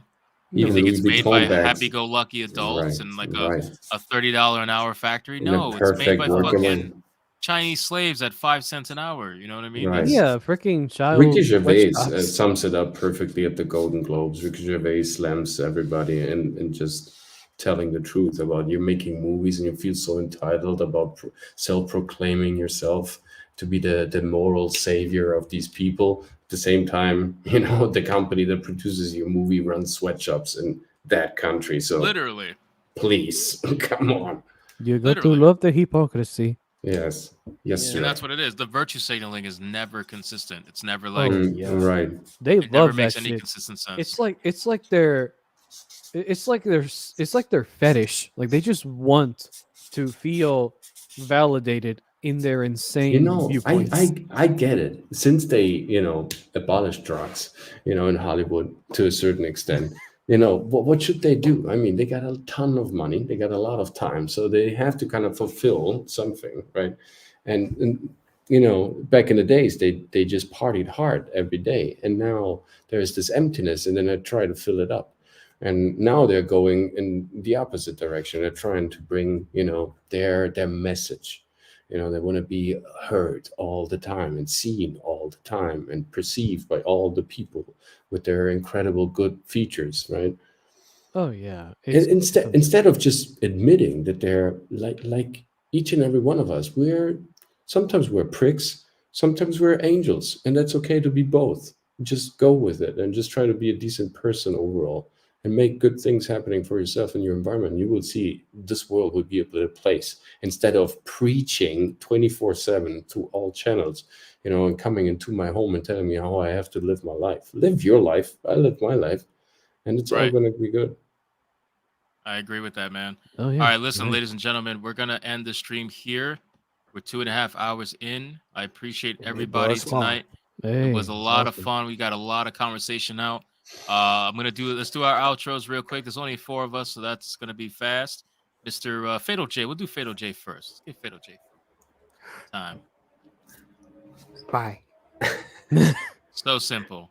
Gotta Oh, love wow. it. It's At least wonderful. he was smiling all stream. I was happy. I About know, right? You know? Laughing too. Like damn. We have a new person who doesn't smile, so that's fine. That's good. That's good stuff. Yeah. There's always that one. We can never get everyone to smile. Yes, sir. Just so Got you it. guys are aware, before Coach does his amazing outro, I am going to be streaming Atomic Heart at 11 o'clock tonight, so about a little under half an hour. Fantastic. All I'll right, be go ahead, there. Coach. Do you think, Coach? Thanks so much, everybody, for stopping by at this beautiful gathering of crazy, like-minded people who just want to bring back some genuine laughter, some great entertainment, and some great stories to think about and to be involved in, because we are all writing our own stories. We are all entitled to write something beautiful for ourselves and collaborating with other great people out there. If we have the right instruments, the right processes, and the right strategies, we don't need to blame anyone, just to create something amazing and to be proud of that. Instead of tearing down the other buildings, let's create the tallest, fucking, most beautiful skyscraper in town. So come over to the Coach MC studio and let's build that skyscraper for yourself. Your skyscraper of success, of great entertainment, great performances, great communication. Let's do something magnificent for the culture. Let's shoot this video out there. Let's meet up every Saturday night on the Saturday Night Hypnosis, because we're all in for the good fight. And let's see you soon, and subscribe to all these wonderful people, guys. And hey, by next week, we're going to start a new series with one of my panel pals who was absent today. It's White Turner, aka the Film Rebel. We're going to start Build the Monologue series, so you can see the introspection of the coach to act the work, how we build monologues. And we share tons of insights and great infos for all the newbies out there in the acting game, and maybe also for the more seasoned actors to, you know, gain a new perspective on the craft. So join us there and give us your comments, give us your feedback, give us your love. I'm excited for that. Can't wait to see that Nice, too. and Oh, thanks, yeah. man. Appreciate it, man. Yeah, guys, gonna be fun. Mr. Dragon Slayer, take it away, sir. Oh well. Well shit, I can't beat that. But well, in that case, you guys already know me. Dragon Slayer Commentaries. Again, if you want to check me out, you know, on the recent content I've made, I guess sometime next week, the last Velma episode I will ever cover, thank God, for now, will come out sometime around then. And other than that, again, subscribe to everyone in these channels. My links are in the description. Don't worry about second breakfast. I cannot give you that, but I can at least ask Hypno, as the great exit to the stream. I see the chat was kind of sad that they were 5 likes away from seeing Velma get hit by a car. You think we can give him that little cookie? I don't know. No, I don't know. it's I don't 5. know. You know what I mean? Like kind of hard. I mean, they Yeah, were really but asking for that shit. it's They You were, should fine, give the bro. chat. yeah. I mean, do they it. were begging for it, man. Like they were like, ah, shit, we were so I close. missed it by But we didn't get to 5. see that bitch Yeah, get hit but by the we- car. Like, they were really passionate about it, bro. They really like seeing her get run over by a car. Which Yeah, I no, understand. she listen, she deserved. Yeah, she deserves to get Yes. hit by a car. Oh yeah. Understand. No, but Yeah. I don't think Jay has seen Velma get run over by a car yet. I couldn't get past the first episode. Man. Oh, bro, you need to show it to him now. It's the best. It's the most satisfying thing in the series. It is. Okay, I will Come show on. Velma getting hit by There a car. you go. It's such Yes, a there nice we movie. go. Okay, All no right, chat. problem. You get to Let see me it. pull it up. Hold on. There we go. And a 1. Let's go. What are you gonna do about that? Show the original one. I'm not gonna do the update. We're gonna do the original one. One where it's regular Velma, not Hypnotic hitting her with a car or anything like that. We'll No, man. It was play it one fun more with it. time for you guys. We'll play it one more time for you guys. Let's do a little bit of a slow mo because that's the best part, in my opinion. It You're gonna is. catch it right about there, where the pain is really inflicted. I think that's the best part. And then it's just, with a you know, hard ass the overall car launch. too. You're the saddest. Just Yeah, pure steel. this is one of you realize this car is like one of those old school fucking cars that are like Beautiful. Yeah. they're literally made of iron, like those fucking things with Yeah. tanks. You know what I mean? like real steel. Like, she got hit pretty good. So Pretty good. I'm glad Oh, that they at goodness. least hit her with a nice old car. No, yeah. All right, guys. We're going to end the stream here. Thank you, everybody. Number 27 is in the books. I appreciate everybody who Yes, stopped sir. by in the chat. I appreciate all the panelists who stopped by as well. Mr. Fatal J finally graced us with his presence. I thought at this point he had canceled me or something along Nah, those I'll lines. be Man, back. But Man, I'll we be were back. is- nervous there. We're sweating down here. he decided to join us. I appreciate that. And I can't wait to It was get so that much Hypno fun. merch. Yeah, I'm Yeah. about to. Yeah, I was thinking about announcing it this stream, but I'll wait to the next one. But it's almost done. It's almost done. It's gonna be fun. It's gonna be fun. So, all right, ladies and gentlemen, thank you so much again. I appreciate you, and we will catch you guys Thanks on for the the next chat. one. I'll see all Thanks, of you at Hypno. 11 o'clock tonight in 18 minutes for Atomic Bigot. Thank you. Have a good night. Peace out.